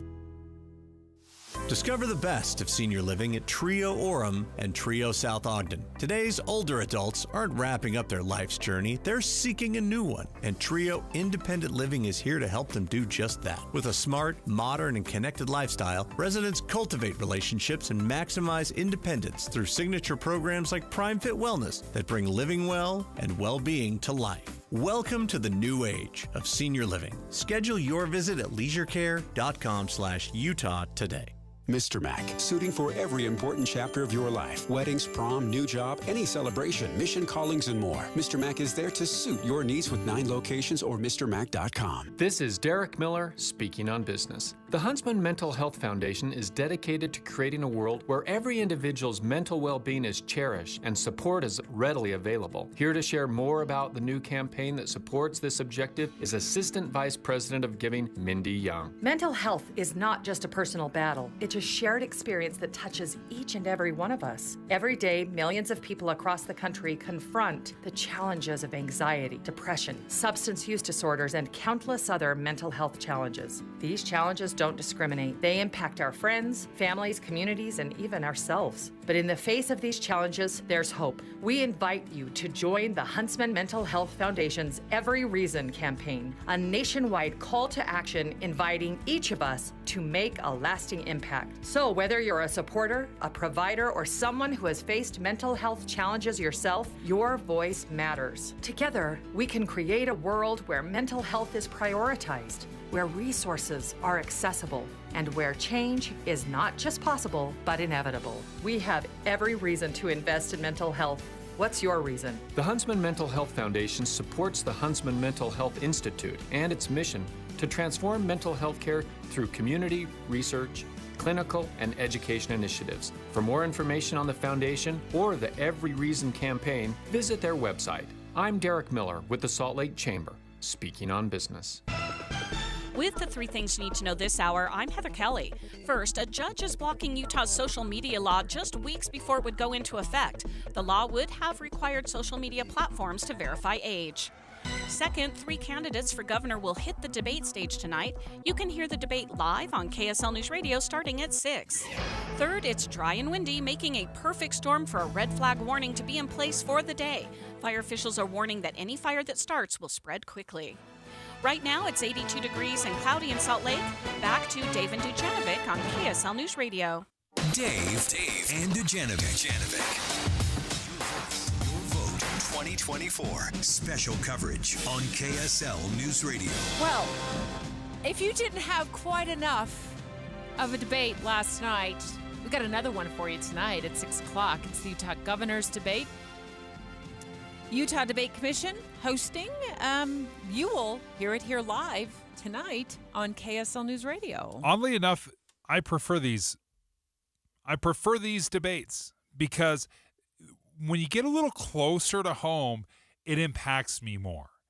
Right? When I was watching the debate last night, the presidential debate, so many of those topics, they really aren't part of my everyday life. Right? Immigration doesn't affect me. I understand the importance of it. I get it philosophically, but I can't say my day-to-day life is impacted by what's going on in the southern border. When we start talking about the governor's debate, or we start talking about a mayoral debate, now we're starting to talk about things that do affect me day to day. Leading up to tonight, we spoke earlier this week to Democratic candidate for governor Brian King. We asked him about his top priority. It's working middle-class Utahns, people who are struggling to get into homes, people who are struggling to make ends meet. That's my first priority. Rob Latham, who's a Libertarian candidate, he made tonight's debate stage. I'm highlighting my concern with what I call state-sponsored child trafficking and DCFS. I am a family defender attorney. And tonight, during the debate, we'll also, of course, hear from incumbent Governor Spencer Cox. We've invited the governor to join us as well. And I think as we're looking at tonight's debate, there's a few things that pop into my mind, but I want to talk to one of the experts here at KSL at Night host, Leah Murray, who's the director of the Walker Institute of Politics at Weber State University, a professor of poli-sci there. Leah, thanks for joining us. Compared to yesterday's debate, the presidential debate, what are the big differences that you see between the presidential debates and something more local here? Yeah, no, and I think, Dave, your point was well taken, but it feels like some of the issues talked about last night don't apply to us. But what's interesting, right, is like Utah's top issue is housing affordability.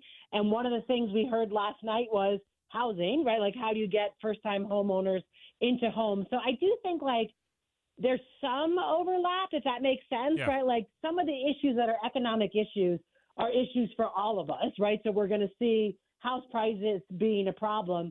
The thing I think might be different, so I will just say this, between the 3 candidates we have tonight, I feel like there's a lot of daylight between Harris and Trump on their policy positions. I'm not sure how much daylight there is between Cox, Latham, and King. Do you know what I mean? Like, because it is inside of the state of Utah, because our population's a little more, politically homogenous, right, than what the nation is. So I think a little bit, I'm looking for more nuance, if that makes sense, in the answers to the questions. Well, I'm also looking for how? How are you going to implement these great ideas that you'll be talking about tonight on the debate stage? And what you just said about maybe there's a lot of similarities. When we spoke to Democrat Brian King yesterday about his plan, as I was reading through his website, he talks about housing and the need for more housing and the need to get first-time home buyers into housing. And I did say to him, it mirrors what Governor Spencer Cox has been talking about for quite some time. In fact, Dave and I in the last legislative session were up on on Capitol Hill live broadcasting our show, and the governor joined us, and he talked about what he loses sleep at night over. And one of the things is how do we get families into their first home? So to me, when I look at those two different candidates, I don't know if there's a lot of difference on that front, but what I want to know is how do we get this going so we can have enough homes and we can continue with this, if it's working, this $20,000 first-time homebuyer program that, acts as an interest-free loan, Leah? Yeah, no, I think you're not wrong, but the answer is the debate's a really hard time to do that, right? These people are going to have a minute at best to answer. So you were saying, give me your solution, right, to the major state problem that's also a national problem and do it in 60 seconds. I don't know that we're going to get that, right, because I'm not sure that that's possible, right? I just don't think there's enough time. What are some of the other things that you would look for in this upcoming debate? I mean, obviously, incumbent Republican Spencer Cox, the current governor, he's got this huge lead in the polls. What do you think this debate could accomplish, even for the long shots, for Brian King and Robert Latham? Is there a message you think that they could put out there that could resonate? No, I don't think so, right? So I think that Governor Cox, like you said, is coming into this winning hands down. He is the incumbent. That's the position, right, that you want to be in. I mean, I feel like for Robert Latham, the long shot is the thing that's good for that long shot is kind of introducing the Libertarian Party to the state. So a little bit, it's I'm probably not going to win this, but let me show you what my party has to offer, what this ideology has to offer. So a little bit, I think Robert Latham could use this in terms of party building, if that makes sense. What is a third option? If you're frustrated with these two major options, and a lot of voters are, maybe I can now articulate a place where you could go, which maybe builds his party, you know what I mean, for the next election. For Brian King, it's about introducing himself, because I don't think most people outside of political circles know who he is. Well, he's been in the legislature for quite some time, but it is a part-time legislature. So you're right. I mean, unless, it's his district, others outside of his district, and this is a statewide race, might not be familiar with him or have name recognition when it comes to him. And then Governor Spencer Cox, of course, would have that advantage over both candidates, Leah. Yeah, no, that's exactly right. And I think the answer kind of is for Brian King, people know him inside of political circles who watch the state legislature. But I'm going to tell you what, most humans are not those people, right? So most normal voters are just kind of clocking in for this gubernatorial election. So it will be the first time that they hear someone articulating maybe a criticism of Cox, right? And so even if there's not a huge difference, they might get some kind of understanding of where Cox is a bit vulnerable and stuff that he might have to work on. Leah, you touched on something as just a final thought that I think would change the way I view this, because obviously you're not necessarily playing to win. I mean, it's such a long shot to win if you're a Democrat or a Libertarian. But as far as party building, I would be fascinated to hear these candidates, to hear Brian King say, okay, this is how a Utah Democrat may look different than the national Democrat, or how a Utah Libertarian would look differently than maybe someone on a national stage. Yeah, no, right. And the point is, they should do that, Dave, right? So they should be thinking the long game, right? You're kind of this quarterback's not going to win this Super Bowl, right? But I'm trying to get my recruit class, right? Who's going to be my next group of people? And the problem, I think, sometimes candidates you know, they're thinking of themselves and they're thinking of this election, and they might actually think they have a chance, right? You've got to have that kind of swagger and moxie to do it.